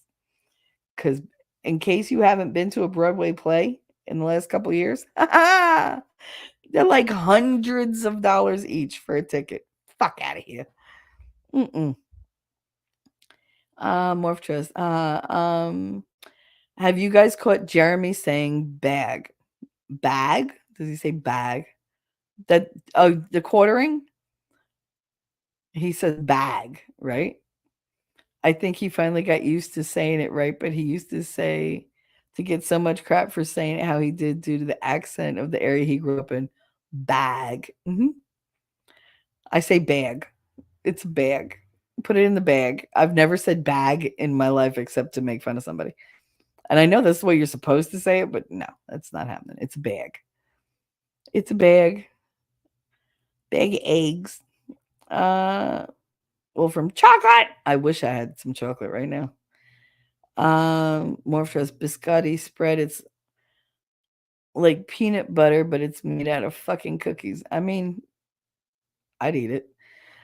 Lady Awesome, I've made a moisturizer that has done wonders. 4 tablespoons coconut oil, 2 tablespoons sesame oil, 2 tablespoons castor oil. Put it on after shower. I warm it. Ooh, it works on all your skin from head to toe and your hair. Girl, I'm gonna have to try that. I gotta get sesame oil. Dude, Chitlins is the only few. Dude, Chitlins, the only few times I've been around someone cooking them always smelled like old inner tubes full of pig feces. That is horribly specific. Like seriously, I have no idea why anyone would ever have tried to eat them. My college roommate, thank you for that. Oh God. My college roommate's family took me out to dinner. He tried to convince me that they were really grasshoppers and grasshopper pie. That's hilarious. Her dad tried to convince you. That's funny. I never heard of that pie. Wolf Kinder, I looked it up and it looks delicious. Grasshopper pie, I've heard of it. Well, from yes, it was Andy Griffith. Yay. Okay. Oh, I'm only a half hour behind. You're all Andy Griffith. No, thank you. I love you. Chat is good. Chat is wise. Chat knows all. But I was behind the chat, so asking you really wouldn't help me. I used to make faux apple Ritz cracker pie. It's spices and cream of tartar that makes it taste like apple pie. Oh. Huh. I've heard of the Ritz cracker pies. I just never made one. I got to try that. I like to try new things. Lady Awesome, my ex had his own chapter of the Andy Griffith fan club. He was the president. Oh my goodness. I wish I was making that up. That's hilarious. Oh my goodness. Did he walk around doing the like oh, that's fucking hilarious. More truth. As long as it's not Rosie O'Donnell. No. No. Demanding Twinkie sandwiches according to the angry prepper. Oh my goodness. No, she's a fucking nightmare. She is. She's a no. Mm-mm. Lady Awesome said, round these parts, there are Bible study groups that surround the Andy Griffith Show. Oh my goodness. I didn't believe the first time I heard it, but no, it's for real. Holy shit. I've been on my other channel since they've been censoring me hardcore. Oh, yeah, they do that. Noah chat was regarding being part this or that in German, English, Danish, or Italian, Greek, Mesopotamia. Yeah, I'm from all over, apparently. Um, that's we're missing something. We're missing something. Now I'm gonna lose my place. Oh Lord, that's all right. And I'm gonna get hit because winning didn't replace the music. But here we go.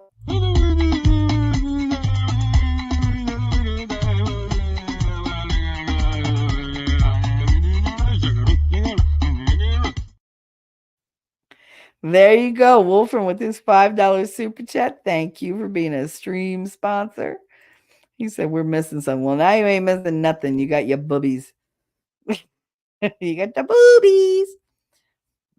He's like, I can't quite put my paw on it. Thank you very much for the $5 super chat. Much appreciated. You're so funny. T-Rex said, I got short ribs slow cooking in the oven. Poured a whole bottle of barbecue sauce over them in a casserole. Now they're in the oven for 4 to 6 hours at 250. Very nice. And yes, winning by oven, I mean engine block. I was wondering. I didn't want to say it. I said, did you pop the hood? I was going to be like, did you pop the hood and put them on the engine? It's still a thing. Daisy, hi. Daisy girl said, hey, sweetie's going to be lurking. I needed to hear your voice, Shelly. Love you so much. Oh, I love you, Daisy girl.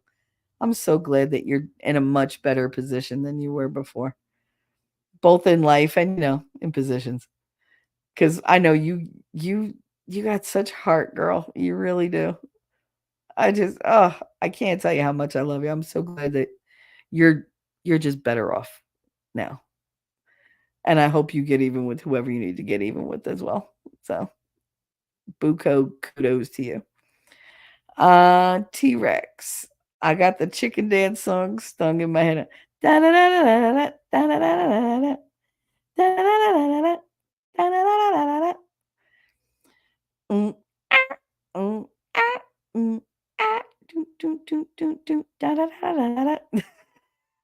be in my head, unless I put the darandelle in there.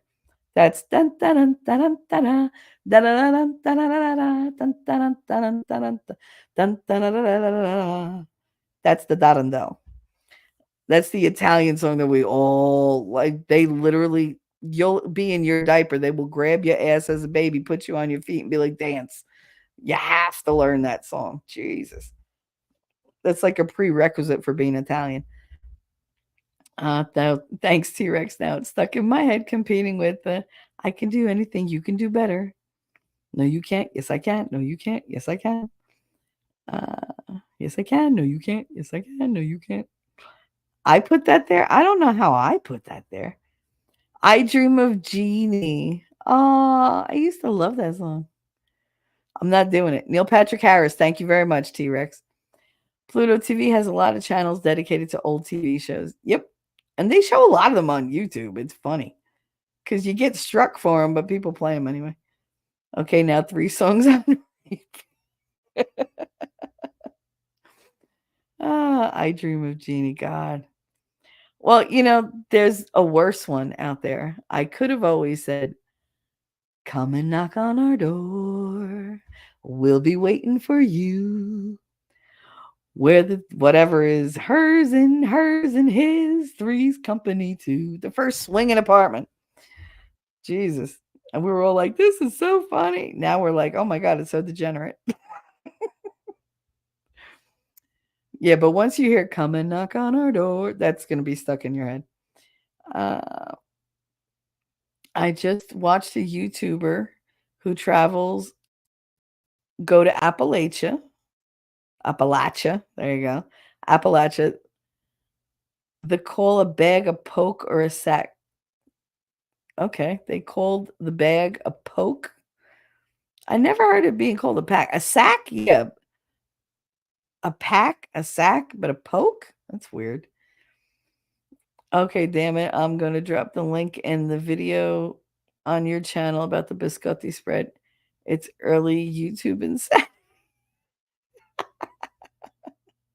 do it. Sprite pie is so good and simple. Also, dump cake and water pie. I don't think I'd ever want to eat anything called a dump anything. My mother used to make these things called dump biscuits, and I made her change it to drop biscuits because I hated eating it because it just the word association. He had chapter meetings, lady. Oh, stop. Oh my goodness. Girl, we all make mistakes the first time around.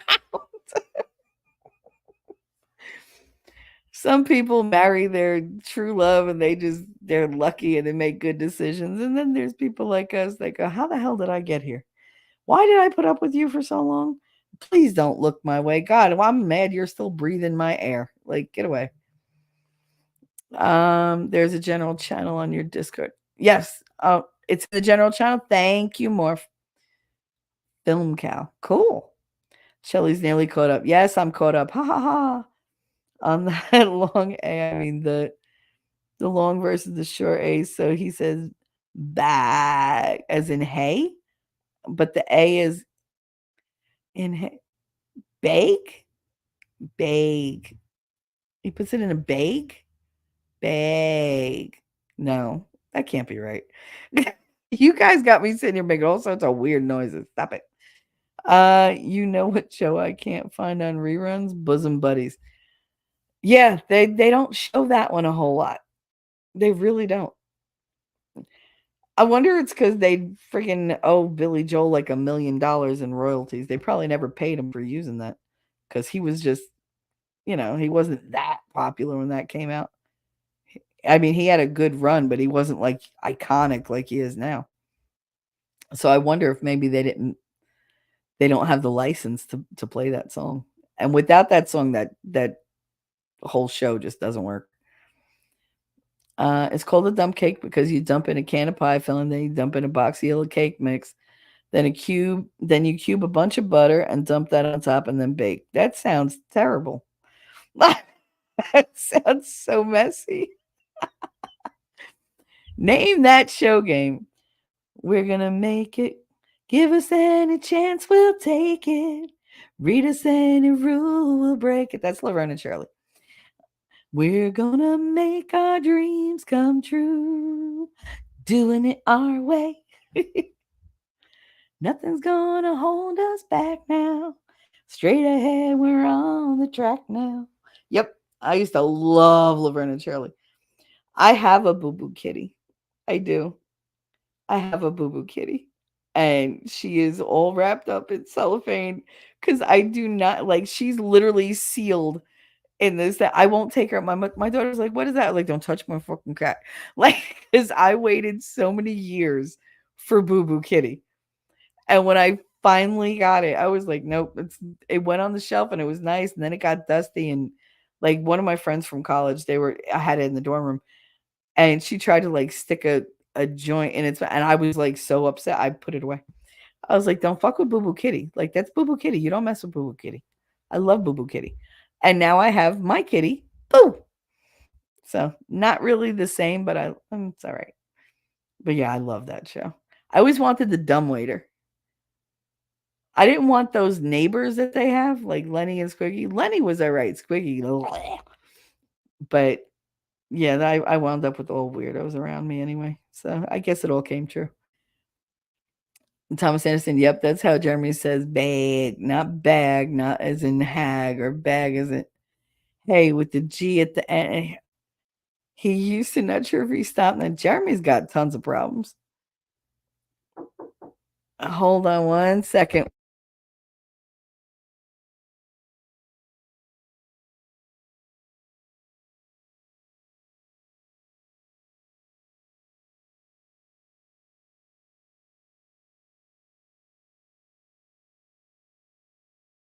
That's it. All right. Thank you. Love you. Bye. Sorry about that. He brought me a present. He got me a drink. He was like, "Here, try this." It's like, "Okay, I'm live." It's like, "Yeah, whatever. They'll wait a minute." I'm like, "Thanks, Connor." Um, Dump cake ends up like a cobbler without the crumble top. See, now why would you have a cobbler without the crumble top? That's the best part. Come on, guys, get behind this. Like when you make apple crisp, it's the topping that's the best part. I mean, yeah, the apple is good and everything, but you look forward to that crunchy topping, that super sweet topping. Ha, Laverne and Shirley with the soy boy version of the Fonz, Squiggy. Yeah, that's funny. Dump cake is mostly dessert made when camping in a Dutch oven over a fire. Oh, Dutch oven. Ew. Thomas, I am so proud of you. Thomas made a dirty joke. Oh my goodness. What day is it? I got to put this on my calendar. I'm so proud of you. He never goes there. That was a good one, though. Last, it's that Midwestern accent. Isn't he from Wisconsin? I think so. I think he's from Wisconsin. Um, or Michigan. I forget. No, I think it's Wisconsin, though. It's a cross between Michigan and, like, if Michigan and Minnesota had a redneck baby, that's Wisconsin. I'm kidding. I'm kidding. It's just Jeremy. The guys who played Lenny and Squiggy were writers who ended up on the show. Oh yeah. Well, I mean, Lenny, he was in, This Is Spinal Tap. He was in Smallville. He's in that movie that we watched the other day. What the hell was it? Um, oh God, what Winning would know what it is. Um, but yeah, I mean, I loved Lenny, but then again, I got a thing for tall blondes. It's weird. I'll see you in the funny papers. I'm not leaving. Okay. Why? Because I say it that way? And I'll see you in the funny papers. Because I don't say my R's. So the dump cake ends up with a little bit of odd chili like flavor with an aftertaste of dog fart. Ew. Yes, he's Wisconsin. You mean Northwest Ohioan accent. Is that what that accent is? I don't know. I don't know. All right. I am caught up. I've been watching The Orville lately. It's a comedy kind of parody of Star Trek, written and starring Seth MacFarlane. Oh my goodness. Michael McKean, that was his name. Oh, Best in Show. There you go. And you loved him in Clue. I think he's great. I didn't know he was married to the chick from Smallville, the one that played Clark Kent's mother on Smallville, but she played Lana Lang in Superman 2 and possibly Superman 3. But yeah, she's married to him. That's totally not what's that? Annette O'Toole, I think her name is. The redhead. She's married to him, to Michael McKean. I never would have put those two together.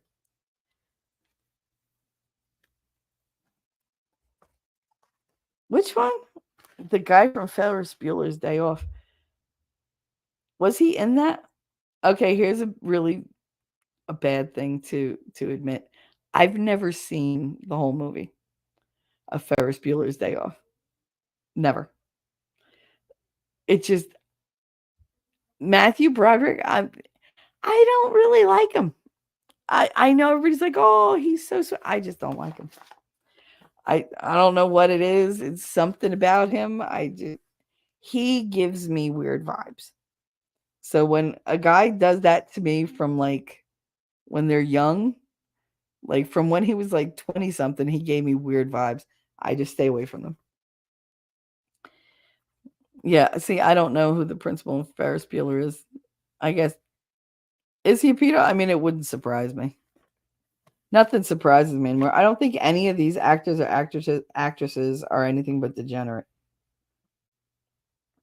I really it breaks my heart because I'm like, y'all are so talented. Why? Like, why do that? He was convicted? Was he really? I did not know that. Back in early 2000, he was caught with a 14-year-old boy. He was convicted. I did not know that. Oh my God. God, I hate that these people are like this. Ugh. That's gross. Yeah, that's just the odds to the disgusting aspect of the actors from Beetlejuice, considering the husband character is the guy who shot his camera operator and director and then acted like he did over it. Yeah. It's sad that talented people like become what they become. I mean, did they start out like that, or is that just who they morph into being when they get like that weird Hollywood elitist bullshit mentality? Sorry, guys. I know I sound like croaky because they had the heat so high last night. I literally like my throat is so dry. All right. So I'm going back to this damn script. So let's push through this since we're 3 hours in, and I literally only read half a page of the script. So why does pain exist? What's the purpose of life's struggles? Why does God allow suffering? So I think one of the hardest substances in the world is a diamond, right? And that's born from extreme heat and pressure that's put upon coal.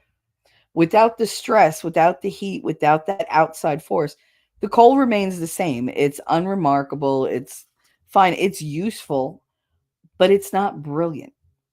It's not transformed into something better. You know, with the correct pressure and environmental stimuli, it transforms into this thing of brilliance and beauty, and that's sought after by so many for its higher value. And I think we're the same. Without trial, without pain, we remain the same. There's no change for better or for worse because there's no motivation to go in either direction. You stagnate because you're comfortable. That's where we've been as a nation. We have been comfortable. And we didn't have anything motivating us to go forward or go back or to change in any way, shape, or form. And God's plans tend to include testing us to see if we choose to transform. Because thanks to free will, the choice to transform is ours. It is our choice if we want to make our situations better or worse, or just sit there like a lump on a log and just take it. And that's up to us. I mean, excuses are normal. Everybody's going to have excuses at some point in their life. It doesn't matter how self-disciplined or motivated you are. Excuses happen. They're normal, but they don't help. And everybody questions from time to time, why me? What did I do to deserve this? Why is all this so hard? Why has God let this happen to me? And I've sometimes asked if the devil was at work when things go wrong, or if, I'm being faced with temptation. Like, is God putting me through the trial or the devil? I mean, even if it's the devil, it's still God putting me through, saying, okay, well, the devil's tempting you. What are you going to do? So was it the devil that caused me to make bad choices and go off my path? Or did God intend for me to do that because there was a lesson that I just wasn't learning? Like, does God make things go wrong for me or allow things to go wrong for me because I'm not listening? God knows I'm extremely stubborn. God knows I'm way too independent. He knows I have a very bad temper. And he knows I have an avoidant personality. God knows I hide a lifetime of trauma and abuse behind a potty mouth, a tough attitude, and a vulgar sense of humor. Those are my 3 chosen weapons of defense. God knows I would do anything to prevent or stop other people from ever experiencing the pain I feel or have felt in the past. God also knows how easily and how deeply I'm hurt because my sense of self and my worth is so badly damaged. God knows I don't listen to advice. And I do things out of spite because I hate being controlled by anybody. He knows these things about me. God knows that I am one hard-headed bitch. He knows that. God knows I'm a doer, that I don't ask for help or for permission. I do what I want, when I want, however I want. You know, at least I did. And maybe it was a little out of control. Maybe I was too independent. But God came along and he stopped me right in my tracks. No more autonomy and independence. No more being super mom, super woman, super worker, super employee, super teacher, none of that. No more distractions to avoid things that I didn't want to deal with in life.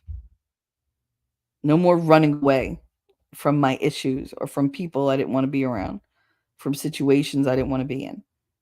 No more running full stop. So there was no more denial and there was no more hiding for me. You know, if I saw somebody walking down the street and I didn't want to talk to them, I would hide behind a tree, a dumpster. I didn't give a fuck. But I'd disappear fast as hell. And they'd be like, "Where'd she go?" I'm gone, dude. I would just avoid them. Now I can't. I gotta face everything. I am literally a captive audience for whoever the hell wants to say something. You know, my legs give me a hard time, but guess what? The mouth still works and I will still come back at you. So you better decide if you're going to have me there. I got you as well. That's always something people should think about when they choose to engage negatively with me. Not that they're listening. But yeah, God stopped me in my tracks. He decided I needed a reality check. And since I wasn't listening, he put the brakes on my life. And I'm not gonna lie, I thought my life was over. Some days I struggle. I still do. But the one thing God gave me when he took away my ability to run was he gave me time. He gave me time to reflect on who I was, on what I've been through, on where I want to be. He gave me time to reconnect with him. You know, time to face my fears, to become a different woman, a better version of myself. He gave me the time to discover the woman that I think I lost to all my stubbornness and my pride and just the daily minutia that life is always throwing at you. You know, you get bogged down in the everyday of it all. You know, in the routine and the schedules and the expectations, and you don't take the time to think about yourself or where you're at or think about your relationship with him. And I think I was so fast paced that he was like, you're not going to stop. So, you know, there's a little tough love for you, babe. I have to stop you for a while. I don't think he means for it to be permanent. I think he did it when I needed it to be done. You know, he put people in my path to show me the difference between those who would use and abuse me and those who will, you know, lift me up when I don't have the strength to do it on my own. He gave me a desire to share all my most personal experiences, no matter how much they hurt, because he knew that it would help others and it would help me. He knew the only way I would face them is if I was doing it partially for somebody else. Because I have this horrible thing about doing for others instead of myself. I don't know where that, I guess growing up in my childhood, you learn to please everybody else because then at least they're not going to do anything for you, but they'll leave you to fuck alone. You know, all I ever bought with all these favors I've learned to do for people was just leave me alone. Just your absence is the best thing for me because when you're here, you're just mean. So if I do this, will you go away? Great. You know, so I'm very self-sufficient and I'm very comfortable in my own company. I could be alone for months, hell, years, and it wouldn't bother me because I can entertain myself endlessly. People mess with my brain. So it's just like I feel like I was always running around and he just had to stop me and say, "You know what? Like you're too much." He knew that I needed something extreme to make me change. like the amount of pressure put on coal to create a diamond. You can't just press on a piece of coal and, oh, I made a diamond. It's not that easy. It's stubborn. It doesn't want to transform. It wants to stay as it is. It knows its current state. It doesn't want to have to change. And I was pretty much the same way. And he knew that it wouldn't break me and it would probably leave scars, but he gave me those scars to remind me, and this is just my opinion, that I'm a warrior. That I've gone through truly brutal battles since the moment I was born. Hell, since I was conceived. Not many fetuses get, their mother gets thrown down a flight of stairs in the 5th, 6th month of pregnancy and survive. My sister didn't. I did. And I spent months, in a womb with a dead baby. That freaks me out. Absolutely freaks me out. And that's why I was so tiny. And that's why I was blue and not breathing when I was born. Because it was just all just meant to destroy me. And still, I fucking survived. Against every odd, I have always beaten the odds.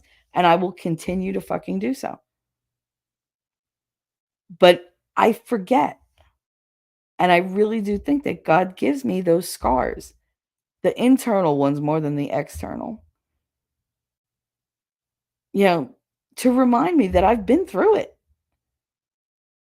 Even when I'm crawling on my belly through the mud, trying to make it through at any cost, I can do it. I have that within me. I just have to get it again. I have to find it. I've done it countless times. I can do it again and again and again. And he knows that. But I'm the one that needs the reminding. Am I different? Yeah, I'm very different. Him stopping me in my tracks, it did transform me. I do. I cry more now. I cry a lot more. We talked about this before. I cry at the drop of a hat now. Because I never used to cry at all. I denied and ignored my emotions because things had to get done or I got punished for having those emotions. I got punished and humiliated if I cried. Now I'll cry and what are you going to do? Nothing. You don't like that I cried? Don't look at me. You don't like that I'm crying? Don't make me cry. How about that? But then I had places to go, people to care for. I had a to-do list that never fucking ended.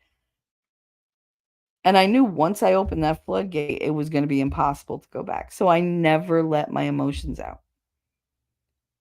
Do you know for 10 years, I did not talk about Katie, about her health with anybody ever? Because that's a huge trigger point for me. Even now.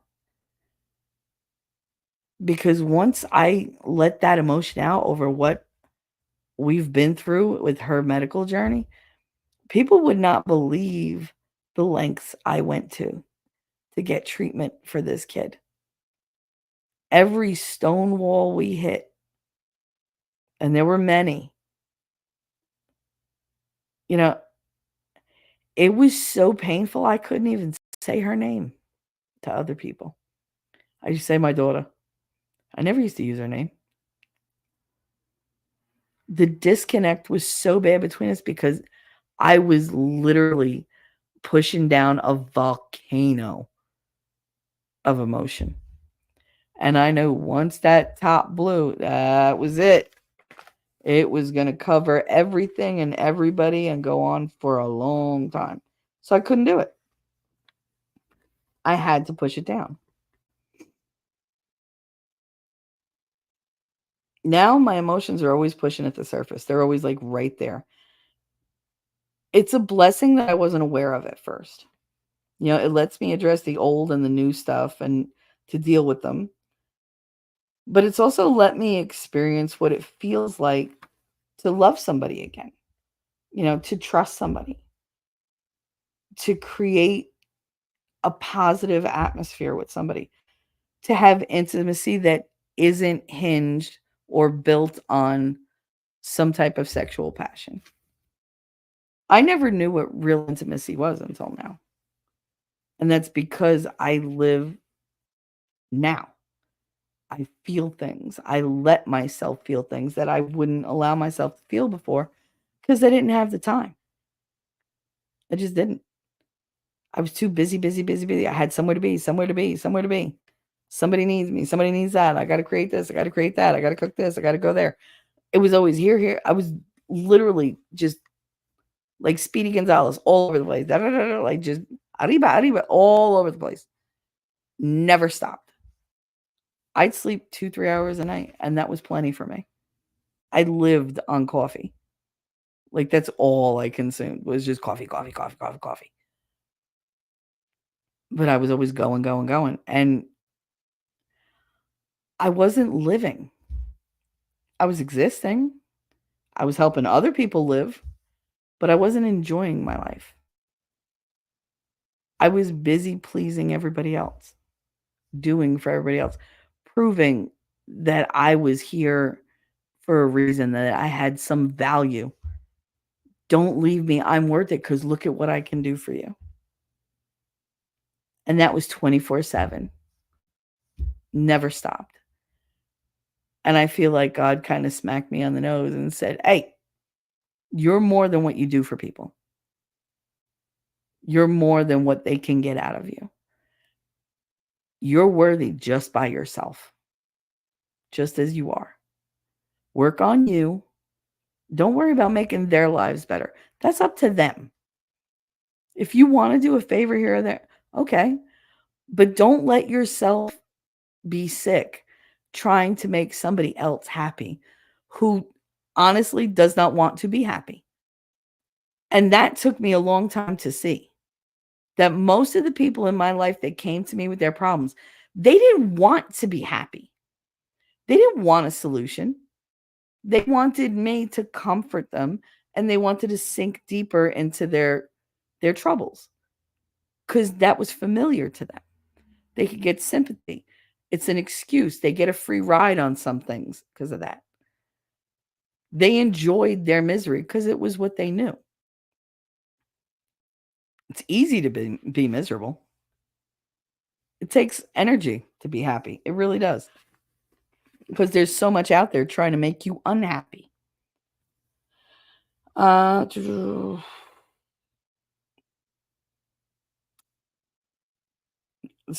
all right. So what I said was, yeah, it did. It helped me to love better. And it helped me have intimacy, which I've never had in my life.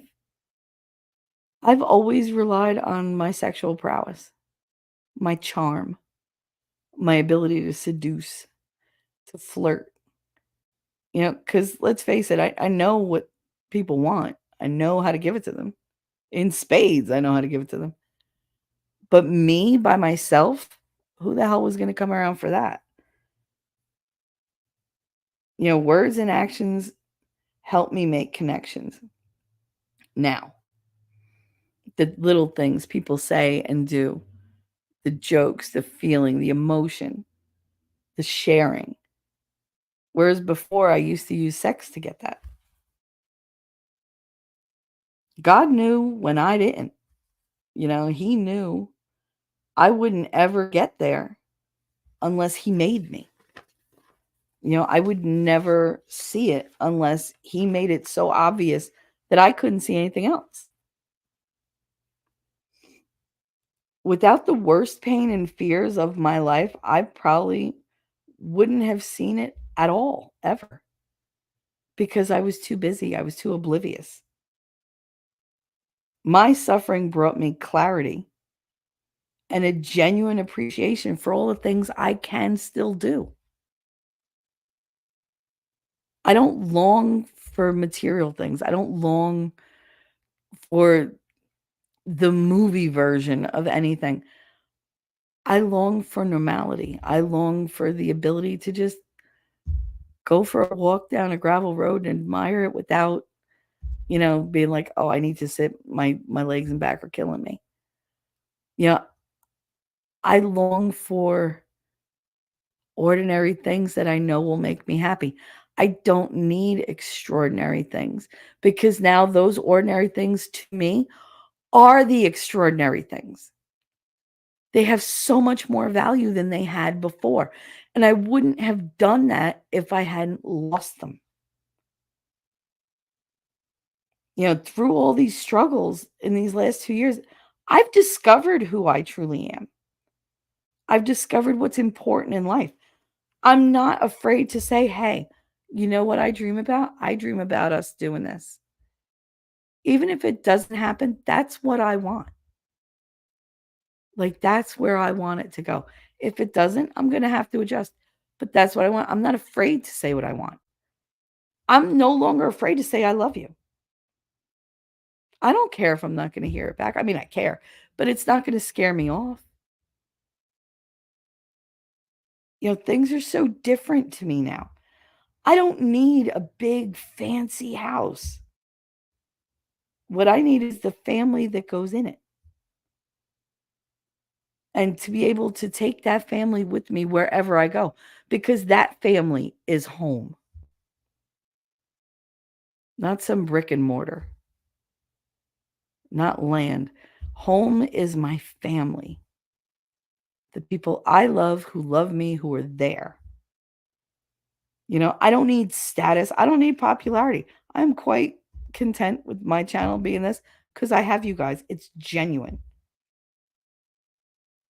I don't need the popularity. What I need is peace of mind and purpose.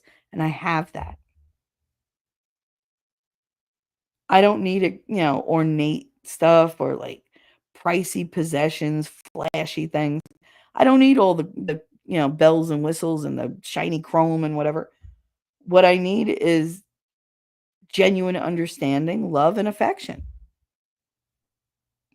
These are things that can't be bought, no matter how much money you have. I've learned that I don't need to cling to people or break my back to make anybody happy. I just need to be my best version of me. And the people that want to be there will be there, and the people who don't can go. And I've learned to let go of the people who don't appreciate me exactly as I am. I've learned to let go of the people who don't appreciate me the way I appreciate them. I no longer fear expressing love for the fear of rejection or a lack of reciprocity, verbal reciprocity. Some people can't say the words. They can't. Best little whorehouse in Texas. Some men can't say the words, but that don't mean they don't feel it in their heart. Those are scary words for a lot of people, male and female.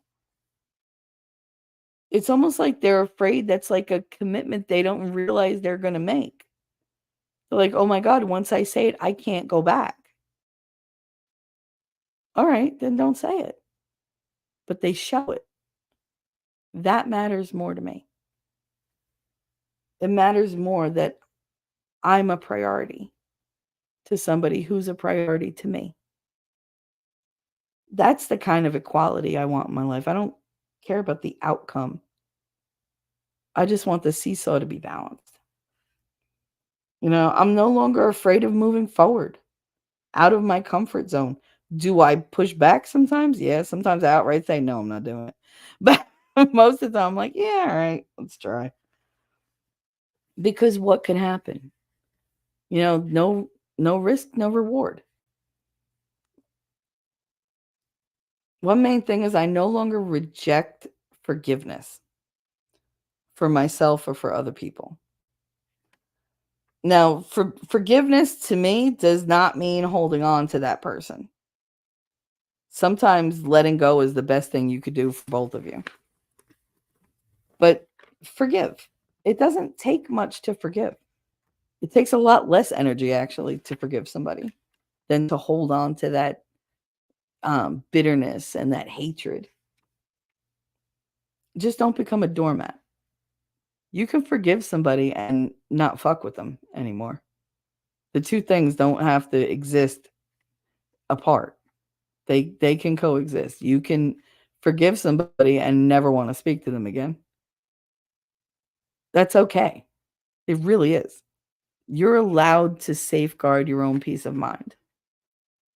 And if saying goodbye to somebody is what does that, as long as you realize you might not get a chance to go back to them, then that's your decision to make. You do what you need to do for your peace of mind, your family's peace of mind. I no longer get angry with God. No matter what happens, I don't get mad at God. I used to. When Katie got sick, I was especially mad at God. I railed against God. I cursed him out. I said the most vicious, disgusting things because how dare you break my baby? But he did that for a reason. I'm still not entirely sure what the reason was, but eventually I will. I hope. But I don't get angry with him. I don't put distance between us the way I used to. If anything, every time I get knocked down, I pull God closer. I talk to angels and saints because sometimes in my head, I'm like, God's probably tired of hearing me. He's probably busy. Hey, Archangel Michael, I need to have a conversation. And I'll have a whole conversation. And I'm praying to him, and I'm like, and if you feel like telling your boss, that wouldn't be the worst thing.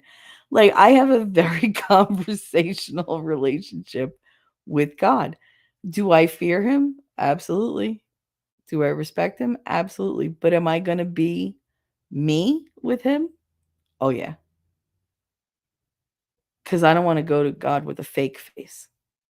He knows who I am. I might as well just be myself. Like when I sit here and I look at the ceiling and I go, fucking really? Really? Today of all days you had to do this? Come on. Like, I'm not mad, but I'm like, I'm not happy with you right now. And I think God appreciates that I'm not trying to put, a candy coating on anything. I'm not trying to be anything but myself and be completely honest with him. Because I feel I can be honest because I have faith that he's never going to leave me, no matter what I say or do. And he'd much more appreciate an honest take from me. He knows what's in my head and in my heart anyway, so why fake it? That's why I just talk to him. But I don't get angry. I used to always get angry with God and blame him. I don't blame him. I'm just like, I know you got a plan, but can we speed this along? I'm going to complain. I'm just not going to be angry. But now I welcome God in my life. I welcome him in my heart. I'm not ashamed to say I have an amazing relationship with God. Whereas before it was like, oh my God, you're so uncool for saying that. I don't give a fuck. You don't think I'm cool? Fuck off. Like, I don't know what to tell you. I'm going to do what gives me peace in my soul. That's what God does for me. He soothes my mind and he cleanses my soul. And my soul needs a lot of cleansing because I have done some fucked up things in my life. I have strayed so far down the degenerate paths so many times. And don't get me wrong, I kicked up my heels and loved every minute of it. But was it right? No. Do I need a lot of forgiveness? Yes. Am I sorry for what I did? Kinda. I mean, he knows there are a lot of things I'm like, oh God, I shouldn't have done that. Like if I could go back, maybe I wouldn't do them. But then again, this is me. I'm stubborn. I probably would have. Let's face it. Probably would have. And he knows that. But I feel like he holds me close and protects me from the demons of the world and the demons I have within. He allows me to feel pain so that I can recognize happiness and joy. He allows me to feel shame and guilt to show me where I'm misstepping. He allows me to know loss so I can treasure what comes into my life for however long it's there. I believe God had a plan. He still has plans for me. But I can only see it in the rearview mirror because otherwise it would be less effective. I would mess it up. I would stress over what's coming at me. And I might lose the lesson and have to relearn it again and again. I'd rather just learn the lessons once. What I know is that he gave me a good heart, a strong personality, a rugged constitution, despite what it seems like now, and an entire extra reserve of resiliency. He made me a surviving warrior. That's what he did. He toughened me up in all the ways I needed to be toughened up. And then he brought me back down so that I could learn how to be gentle again, how to be tender, how to appreciate, how to be softer, to take the time to appreciate things around me rather than just barreling through the way I did. I know he has a plan, and I know the plans change. Today is not the same as tomorrow. Maybe he'll have an idea and he's got to reorder everything. That's okay. I trust him. I trust him to know what he's doing. Because I know his plans are always born of hope and love and acceptance. You know, I'm going to falter. I'm going to fuck up.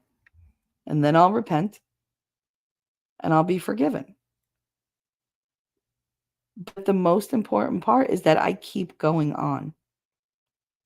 No matter what the plans bring about, I can't give up. I got to just keep going on and going on, knowing everything's temporary. On this earth, every single thing we do is temporary. And one day he'll call me home. And I'm cool with that. I am. I'm cool with that. I'm cool with being here until I've served my purpose. Until I have done my part in his plan. And until his plans have come full circle for me. I don't think we leave this earth early, despite accidents and murders and stuff like that. I think he has plans. There's a reason why all of it happens. We just can't see it in the moment. We can't foresee it. But it's crystal clear usually in that rearview mirror. And then you just watch it get smaller and smaller and smaller.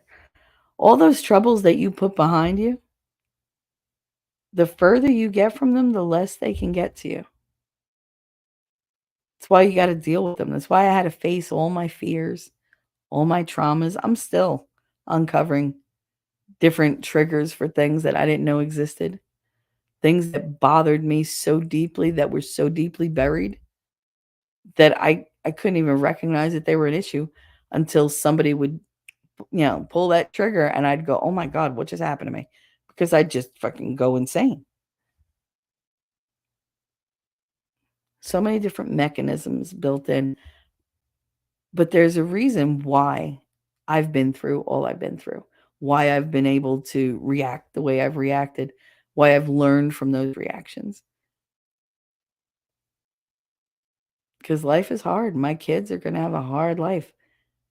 They couldn't have a mom who was just going to break down every time they needed her.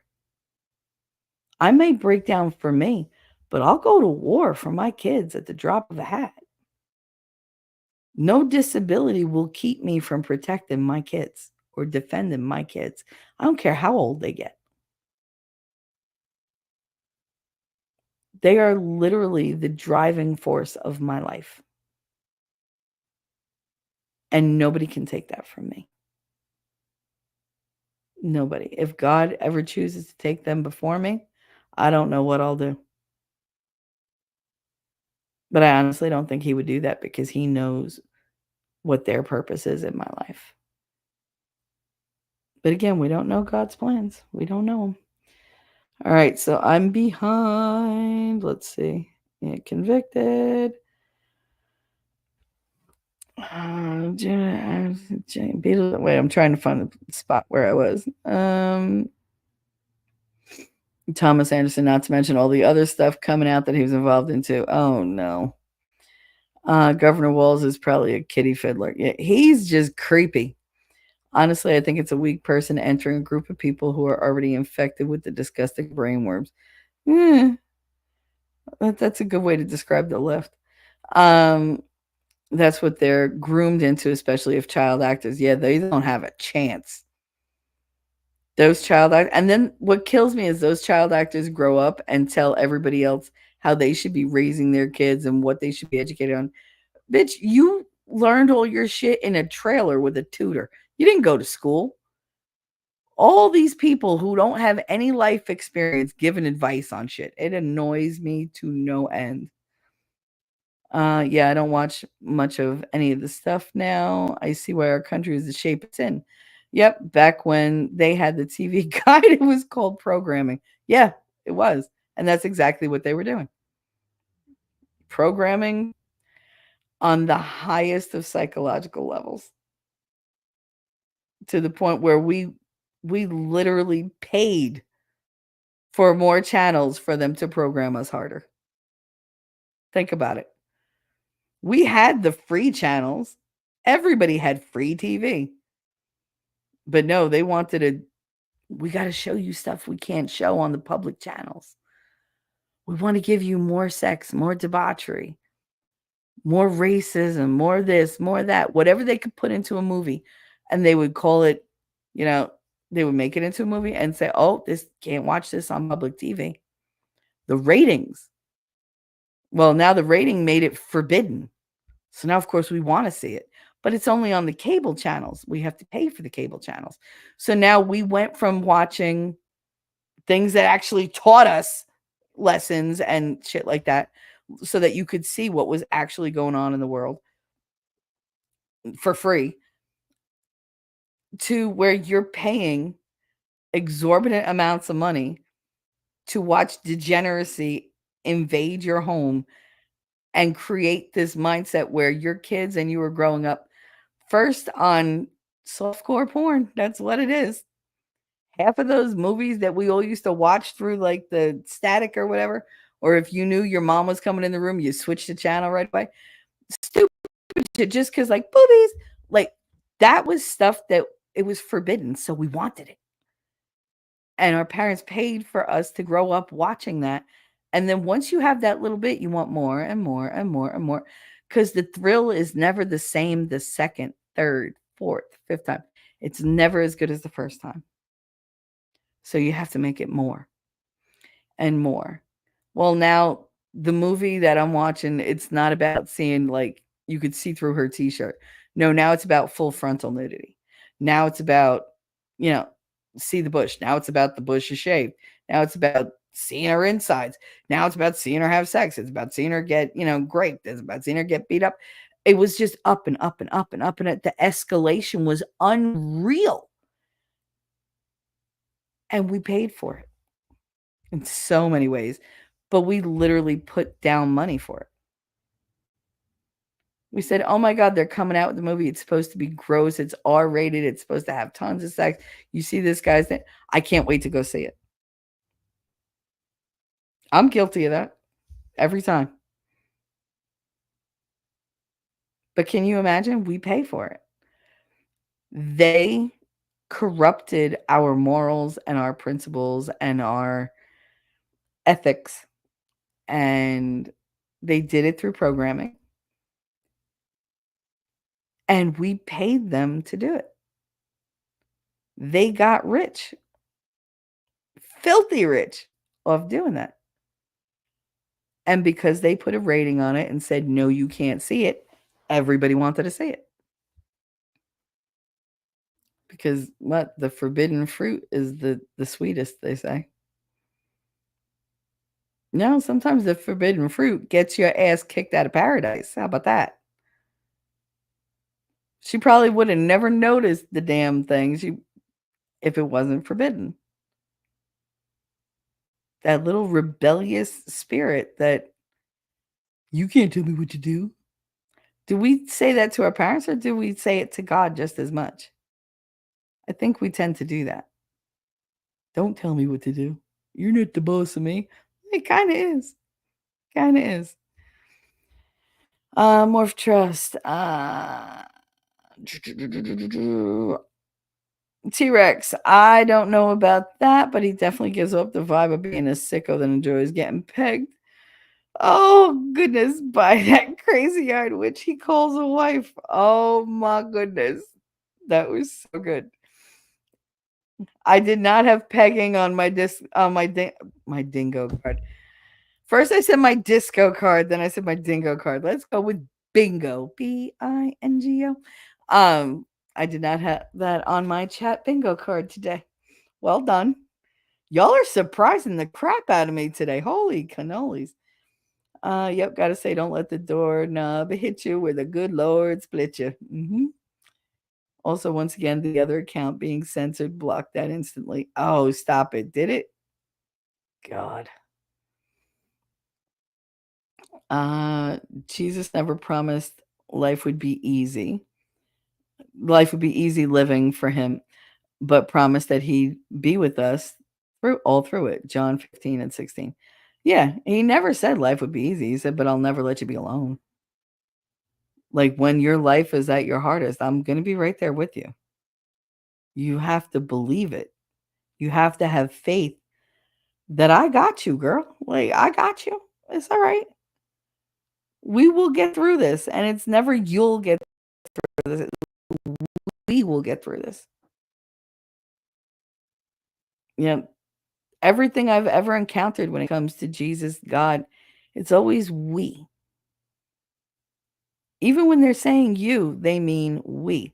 Because to them, we are one. We're joined.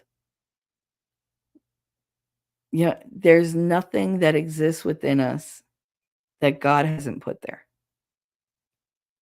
For will or, for good or for bad. It doesn't matter. Like everything we have was a gift. Every breath you take is a gift. God could stop your breath in blink of an eye. Literally end your life in a heartbeat. Every moment you have is a gift. Don't waste it. Don't waste your gift. Share it with somebody else. Talk to people. Hug somebody. God, when I think of how often I literally I'm like, I just want to hug.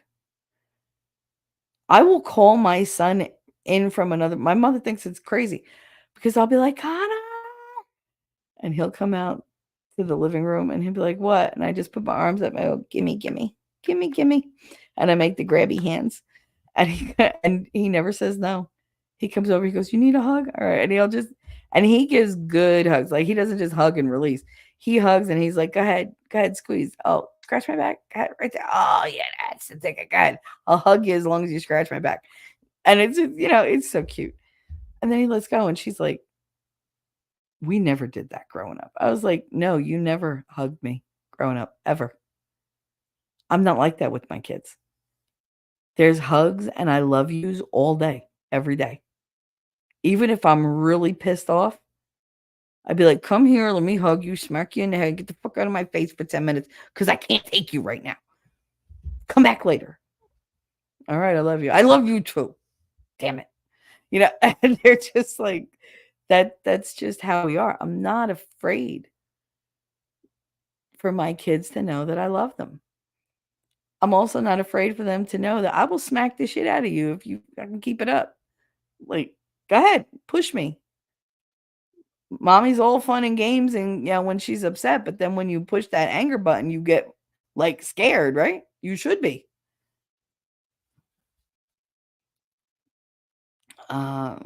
Heidi, life is like a rose garden, beauty and thorns together. Hence, we're told to guard our hearts in and through him and in the living word, so that when the thorns of life come, we can heal and move forward. Even PBS is perversive. I mean, it is, but subversive and not what it was like back in the day. That's true. It's very true. That's very true. Morph said, it's the process of spreading something you want everyone to know by telling someone, shh, don't tell anybody it's a secret. Oh yeah, that never works. That never works. Causing them to have to tell everyone they know about the secrets they have. It's true. It's absolutely true. Heidi, you said life is like a rose garden, and immediately my music addled brain went, I beg your pardon. I never promised you a rose garden. That was totally off key. I apologize, but like I said, my throat is raw, and I'm not I'm sitting comfortable. So like, I don't know. My words are failing me, but yeah. So that was what today was all about, and I've been thinking about God's plans a lot because so much has changed for me. And then I move here, and they make me miserable, and I don't want to be miserable. I want to play my music and paint and sing my songs and talk to you guys and, spend my time with winning and enjoy wrestling. And that's it. I just want to get better and be happy while I'm doing it. I don't want a bunch of restrictions that you put on a teenager. I'm not a teenager. I'm 50 fucking years old. And like, I look up and I'm like, God, what do you got me going through here? Like, what? Like the first, second, and third times I went through this bullshit with them wasn't enough? I thought things would be different. I don't know why. Maybe I'm crazy, but you got to help me out here. Show me why I'm staying. Show me why I'm putting up with this. And show me how not to become a crazy person with what they're doing to me. The constant walking on eggshells and the mood swings and the blaming and the talking behind my back and just trying to turn my kids against me and you can't do this, you can't do that, you can't do this. I don't like that you do that. I don't like that you do this. We're not paying for garbage pickup. Like, what the fuck? Like, explain to me, God. Show me that I'm not wasting my time. Because I can't do this forever. Something's got to give, and it's got to get better. And I got to trust him that he knows what he's doing. But I can question it all I want. I don't think you shouldn't question it. Because how does God know you're confused if you don't ask him the questions and say, hey, I don't get it. I don't get it. I need you to dumb it down for me. Drop me some clues. Show me what is going on and why. Because otherwise, I ain't going to make it. I'm not getting it. I know you're trying to give me a lesson, but it ain't coming through.